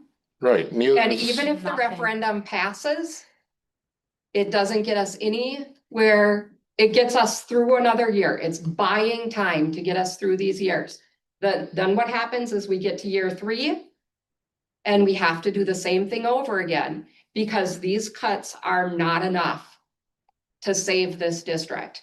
They're not, next year, what did you just say? $1.6 million deficit? We'll have a $1.8 million referendum. Right, It doesn't leave any wiggle room. no, So then we don't have any carryover for the next year. What happens the next year? Potentially our numbers go down. We lose more money. Every time I was at the family event for Charlotte's Web, I heard 2 families talking about that they're leaving. That's 6 kids between those 2. And those are just the 2 I heard talking that night. We need to either offer these kids the things they need. We need to offer the families the security they want for their kids. This is buying time, yeah, it is. I but it's mean, not saving anything.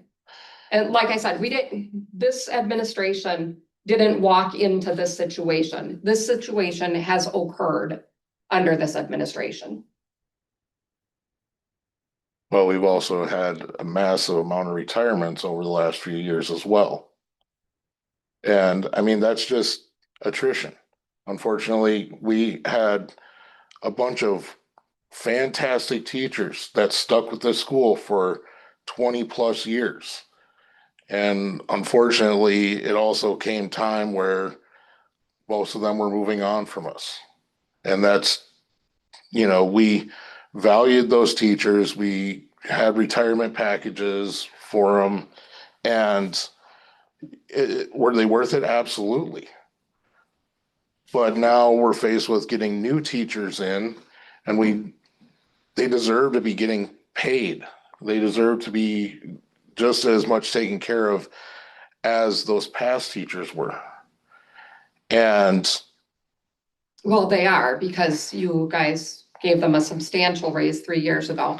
Granted, it barely caught them up with the area schools. Well, I that's what I'm understand saying. that. I know that that's why there are people, one of the many reasons people are looking to leave the district. But it's also like with our past retirees, like with the amount, what it's like $2,000-3,000 a year or more that we pay out every year just to pass for the insurance of retirees. And like and I get it, like it was negotiated, because the longevity, and I understand it, but it's not helping us financially either. There's so many things that we have going on within our school district. And that's a huge part of why we're sitting where we are, is because of these retirees the last 5 years. And it's not like their fault. It was it is what it is. Same thing with, unfortunately, part of it was, looking back at COVID, we had COVID money that the past board thought we could use for the raises, to find out like, nope, we can't. There's just been a lot of spiraling things that have unfortunately led us to this. It hasn't been one huge thing. It's not because someone's making $500,000 a year and like astronomically higher. Like, I think if you look at even most of our principals, I haven't looked for a while, but obviously we know our staff is still underpaid as a whole. Most of our administration, if you look, is probably underpaid as a whole too, compared to all districts, even the size of our district. So it's all a crapshoot. I feel like any which way you look at it. yes, the referendum is for 3 years. And if we continue with the restructuring and all that, there's a good chance we'll make it strong through those 3 years, if we stay on top of it. At the end of those 3 years, though, yes, we are going to have to know, what are we doing? Are we consolidating? Are, we doing this grade sharing and all that?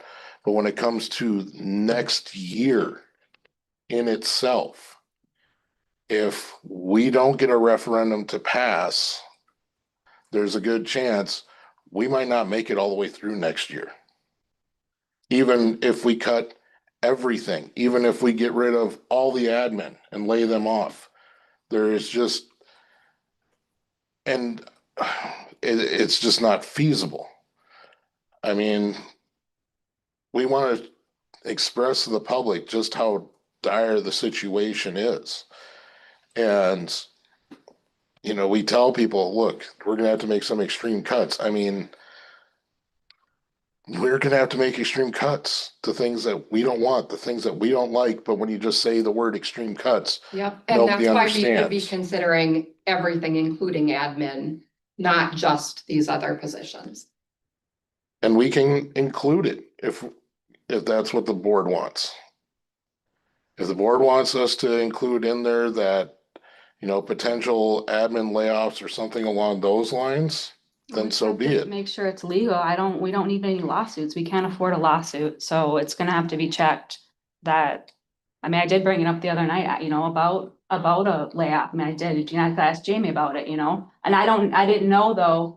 If it's something legal, like I know it's been kind of floated around, but I don't know. I'm not a lawyer. I don't know what their contract, so. Well, You have their contract. Well, I know, but we still, even can- with that other We clause. can, you know, we can do layoffs of admin just like she read, but the thing of it is we also have to keep it in perspective.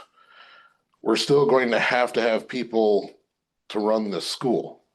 We're still going to have people here. And we can't just say, oh, we're gonna lay off all the admins for the next school year and go, the school will run itself. It'll be fine. Don't worry about it. You know, And that's not at all what I said. I said partial layoffs or a month in the summer layoff. Or, I mean, people talk all the time about they can't find anybody in the building in the summer anyway. I don't know if people are working from home or what, but it's almost impossible to get in the building in the summer.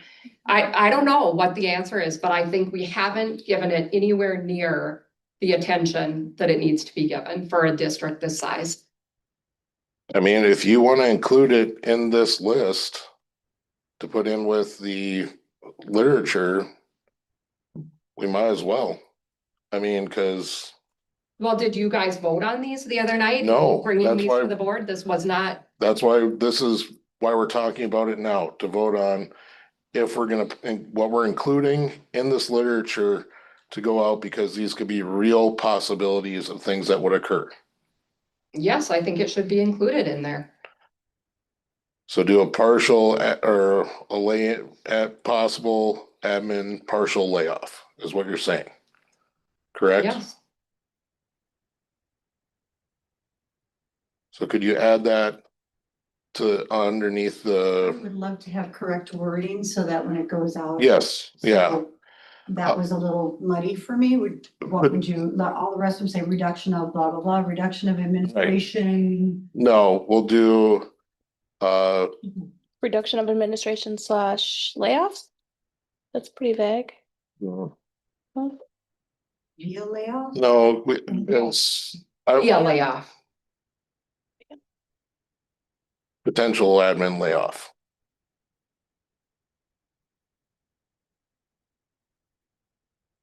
Or admin restructuring. I don't know. See, and when Because it, that would have to happen if there were any potential partial layoffs. There would have to be a restructure, which the contracts also allow. right, but we run into a bit of an issue when it comes to, you can't just trade apples for apples. Meaning. I don't know what you mean by that. What I mean by that is we can't lay off one principal and just hire a different principal in their place. No, why would we do that? I mean, we're talking a reduction. We're not talking about, Right, but if we were to say lay off both the principals, we couldn't just hire one in their place. no, We would have to we draft would lay up, them off for a certain amount of time. right, if you're talking about partial layoff, I'm talking when you said restructuring. And you said, Restructuring, so an administrator that's a half-time something teacher and a half-time administrator. right, but what I'm saying is we would have to come up with a new role and then have to propose it to the administration that would be currently on layoff first. I'm not talking of hiring somebody else for their positions, Tom. I get that, but when you change the position, you change the position. Right, the contract changes by the definition of their position. So if you're changing the definition of their position, you're then changing their contract. Right, the contract says you can change their roles, so I'm confused about what you're saying, but okay.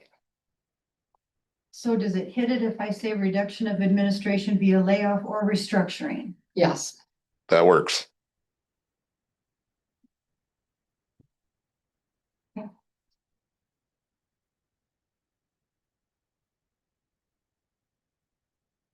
As I said, I don't think we want any of this to pass, but without a referendum, it's a very real future. If not worse. And this is just to show the public what that future possibly could be. And the other thing is, if we're looking at class sizes, potential maximums, of 24 students with or without AGR, and then to say reduction of academic interventionists to 1, reducing a full-time academic interventionist, there would be no possible way we could do AGR with 1 section in the elementary beach. It doesn't work. Would it, Carrie? Nope, that's why we're not making any decisions on AGR until. Exactly. It wouldn't work. It would be a disaster. Can we get an estimate of how much? So total? I don't even think that should be on there.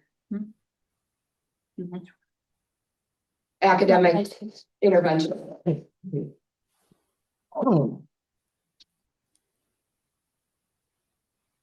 If we take that off, we're automatically giving up the AGR.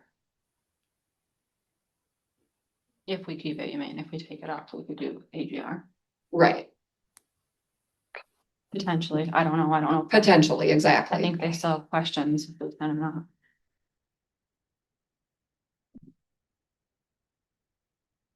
Well, where are we going with this? So we're in a pressure situation to kind of get something, some literature out. And so you added the admin layoff restructuring piece. Okay, we got that. So are you guys just gonna go on this list and just check them off, which ones you don't want on there, or where are we going with this? Oh, let's start with that. Since we're in discussion, Well, kinda. I don't know that that'll do any good because obviously we don't really want. Well, yeah, exactly. I think the list is fine as long as you add the administration part and make it look a little more well-rounded than it is right now. Meaning how many we're going from to how many we would be going to staffing. But I think the 0.5 FTE is clear. It's a half-time person It's compared. maybe the core subject.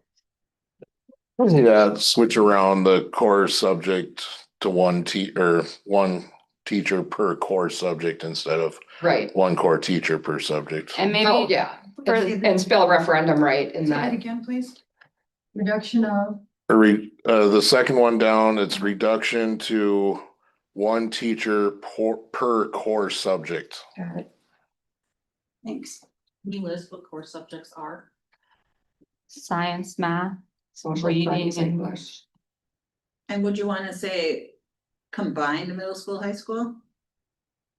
Or do you think middle school / high school means combined? Teacher per core subject. or we could just do 7 through 12.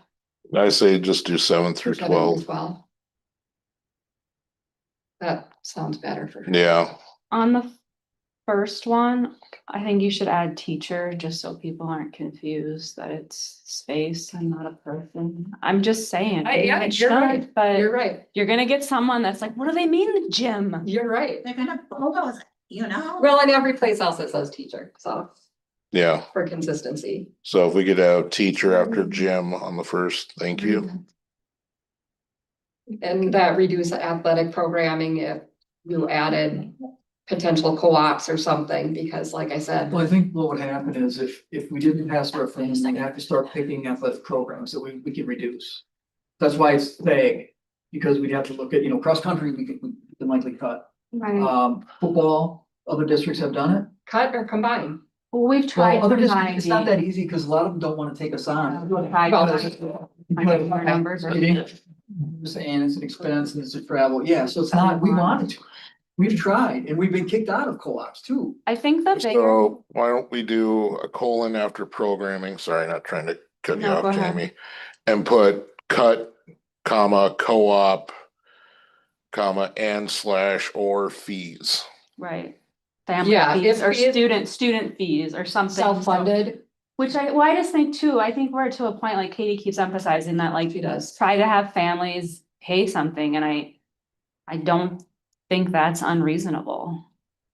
Especially with the state our school has been in, and we hardly pay anything for our sports, and we really never have. Tara, do you have to pay for just are they track cross country? Track, cross country. Do you pay individually or is it a We one-time pay fee? Individually, but there is a family cap. So Okay. I end up paying for 5 sports instead of 6. 'cause Okay. we've reached this. So what is so St. Croix Falls charges so believe- much per sport? Is it different Yeah. for each sport? So I is like think cross so. country maybe less than Yeah, I football feel like I paid versus? 35 per kid for that. High Okay. school basketball. I don't know if varsity versus JV, I don't think that matters. Probably not, because when you're paying, you're not necessarily knowing which team your kid's gonna be on. Right. I'm paying for varsity, they better be playing. Right? I didn't think about that. Obviously, I'm not well versed in sports. But yes, there are fees, there were fees in middle school and. Okay, well, you always this- have to have the booster. That definitely clears up what is meant by that, because I'm like, you saying we don't even have enough kids for them, so. But I get what you're saying. Yeah, and I mean, right now, I mean, we had the co-op with softball and it's okay, but I didn't even know that the coaches resigned and they've already hired new ones for high school. And I was like, who's this coach? Like, what do you mean? I was like, we don't get any, I just feel like it'd be like common courtesy to at least let administration, our school board know what's going on. I mean, I get it's not our responsibility to hire, but it would still just be a common courtesy to be like, hey, we're co-opt with you. By the way, our coach resigned, but don't worry, we're on it. Instead of being like, hey, meet the new coach. But I guess that's how it's done.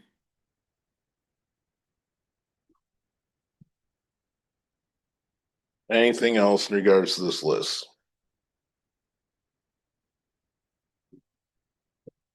Do you need any more clarification, Kevin? I just want directive on what to do. We had a brochure, now we're using these, is this all going in and then we share it with you? Just give me some directive. I think it has to go in the brochure. Just so the public is well aware of some of the things that we could be facing if the referendum were not to pass. So these lists, right? Yes. Like it doesn't even, it could be like potential reductions. No, it didn't. It said, what would the money be used for? That's what it said. Yeah. It didn't say if it was an addition, it didn't say if it was. Yeah, we can change, no problem. I just wanna know, so the front has the questions and the purpose, was that okay? Yeah. Yes. The tax impact, was that okay? Yes. Okay, so that's kind of how we fit the first page, is that? Right. Yeah, no, that makes sense. Flip it over, and then, Where you. Yes. Put art and da, da, yeah, da. we're taking That's that, what we're taking yeah, that's why all this is taking place. So then we flip it over and then we'll have this on here. If the referendum doesn't pass, we'll put it in some kind of jargon like that. If the referendum doesn't pass, the following cuts will be made or whatever, we'll get it to you. Possible reduction. Yeah, you want them both in, correct? Yes, And bottom? yes. Yes. Are we gonna do the science in put that on the bottom one? Or are we just gonna exclude it with? So We could put it as a potential reduction.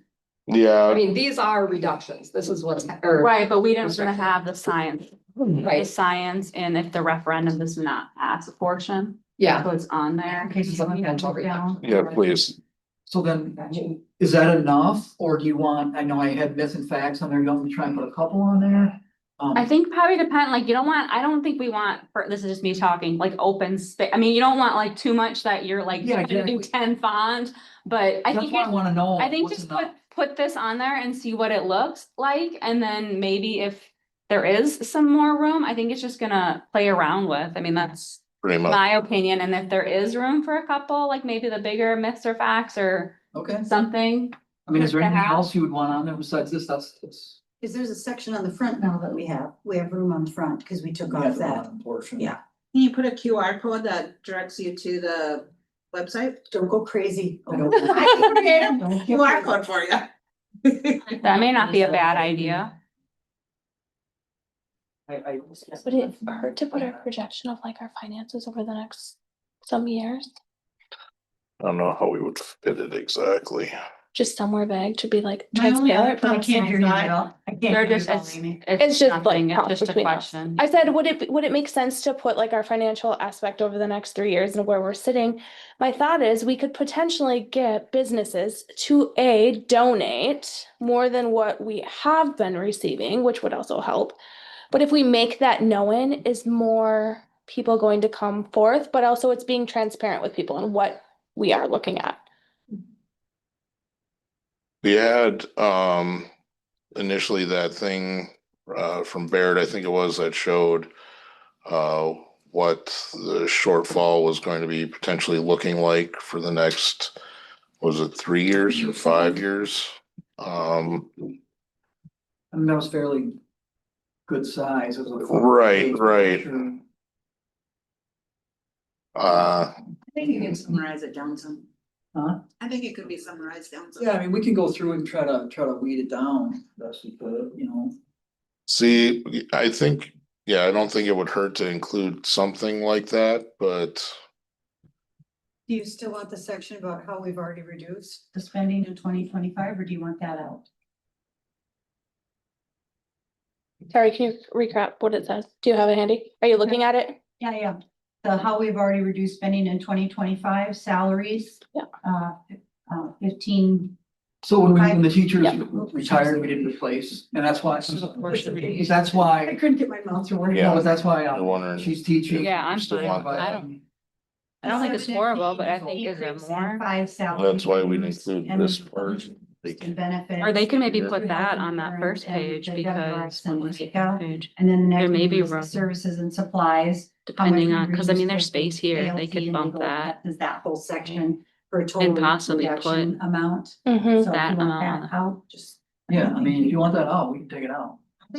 I kind of feel like it should be, I'm sorry. And I wonder if that would maybe even fit on the front page, because if you, I don't know. Down below there, yeah.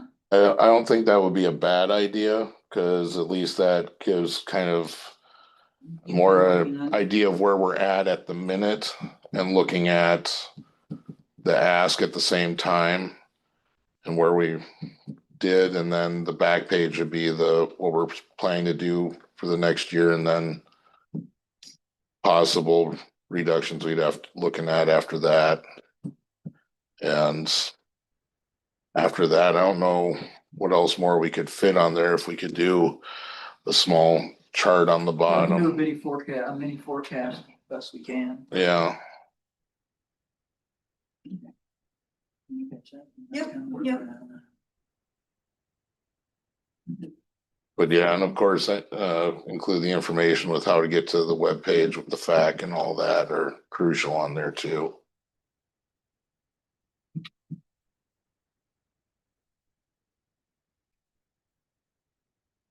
So, So we were gonna try and do a front back type piece because we felt like more than that was too much for people, just your thoughts on that? I think if we can just go, yeah, we should. Yeah, I think front and back is good. I don't know Yeah, if we want to seems like do, too much. yeah. Yeah, too many pages Yeah. are not, they're not gonna look up. Do you feel like we're gonna hit all of our key topics on front and back without it being super small? We can see, I I'll show you, I get it guess. in there first to see. Yeah. what it looks like, and I can play around with sizing. Yeah, And it doesn't have to be this, I mean, like I said, it can just say potential reductions. Right. Should the referendum not pass, and it can just be listed, it doesn't need this. wordiness. Decision. Just be bullets. My only other comment was that it should try, maybe not look like all the rest of the other ones. And I know that. I haven't seen any other ones, so I don't know. Well, I know. Thinking the past ones. This one looks like the one from 3 years ago, or you know what I mean? Oh. Cause when I look at it, I'm like, oh, it's just a couple updated information, you know? And that's just me being a weird graphic design person, so. She wants to do like hot pink instead of the green. It's really It doesn't have to have as much. flash. A lot of green on that paper. I mean, I think Colors. I think the listing out of things on the reverse side is a little bit different than how it's ran in the past. And is gonna offer a bit more clarity, than previous ones. So I think, we'll go with that. So I'm gonna just put forth the motion that we put on the possibilities should the referendum not pass, reduction list as has been discussed, with reduction to 0.5 FTE elementary gym teacher, reduction to 1 teacher per course subject at the 7th through 12th. Reduction of elective teachers, 1 FTE to 5.5, art, tech, ed, and face. Reduction of school psychologists to 0.5 FTE, reduction of academic interventionists to 1 FTE, reduction of Native American homeschool coordinator to 0.5 FTE, reduction of school counselor K through 12 to 1 FTE, reduce athletic program, cut co-op and or fees. And then possible admin layoffs and restructuring. Is that everything? I think that's Did you everything. say athletics? I didn't hear you say. Yes. Okay. So I'm going to go ahead and make that motion for this to be included in the literature regarding the referendum. I'll second it. Motion by myself, seconded by Polly. Any further discussion? All those in favor say aye. Aye. Opposed? All right, meeting calendars.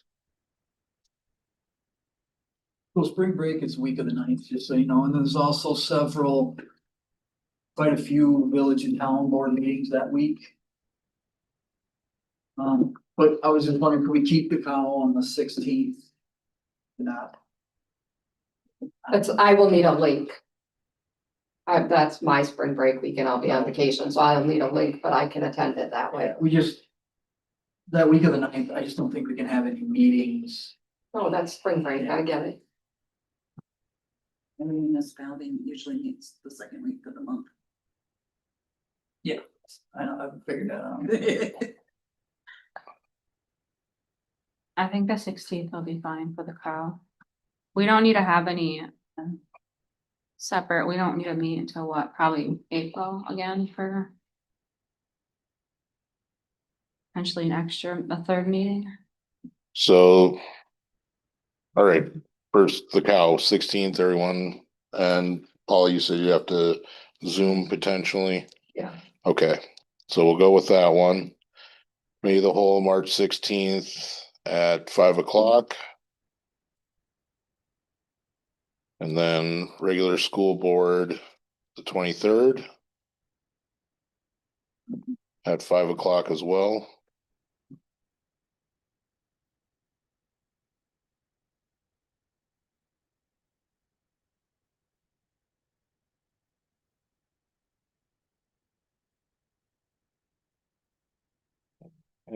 And yeah, as far as I think we're gonna be doing a bunch of town hall meetings in the month of March, so. We don't think we. I think Lisa sent, did you guys get the list? So unless we have, I think, I was just wondering if we needed a special meeting, but I don't know. I don't think there's really much anything until after the referendum for us to. Special meeting for. like Just we've been having. budgetary meetings like we've been meetings the last having. few months, but like an extra one, which I don't think in March we'll need one. I don't think we need one until. I don't I don't think we can get it in the. After, right. We're scrambling. And I don't think. That's we what need I one, was saying, yeah. so. Okay, so we'll just go with those 2 meetings for now. All right, on to approving the bills. I just had a couple of questions. What was the approved chargeback? There's two, one from the town of Siren, one from the town of LaFollette. Wish Katie was here. They're chargebacks from previous tax years. I think they overpaid us. We have to pay them back. Was it that TIF situation? Huh? Was it the TIF situation? I don't. I can't 100% answer, yeah, so I'm not gonna try. Okay, But DPI actually sends us the letter, so. and that happens like every year at this time, sometime. Yeah, we'll get it Typically. in December and then it has to be paid by like March. Okay, but it was only the two townships, okay.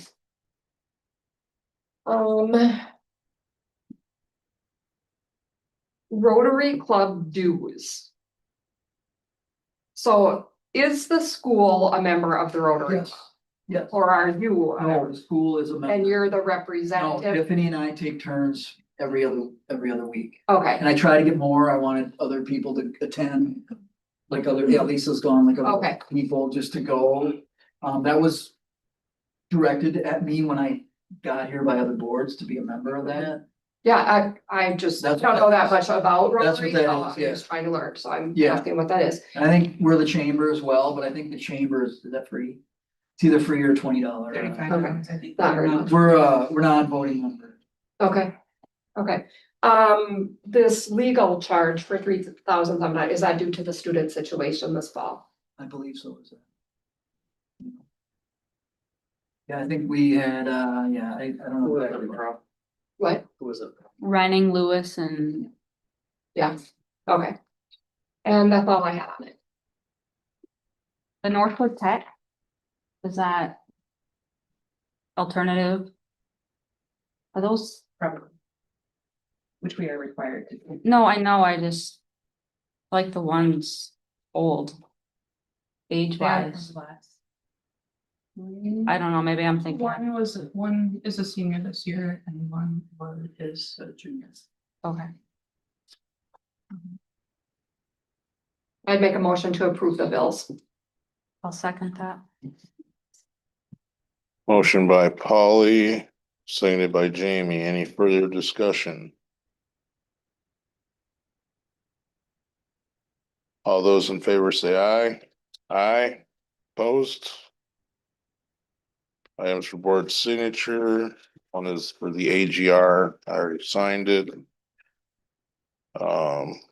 And for motion to adjourn. Motion by Polly, seconded by Jamie. All those in favor say aye. Aye. We are adjourned. Thank you all very much.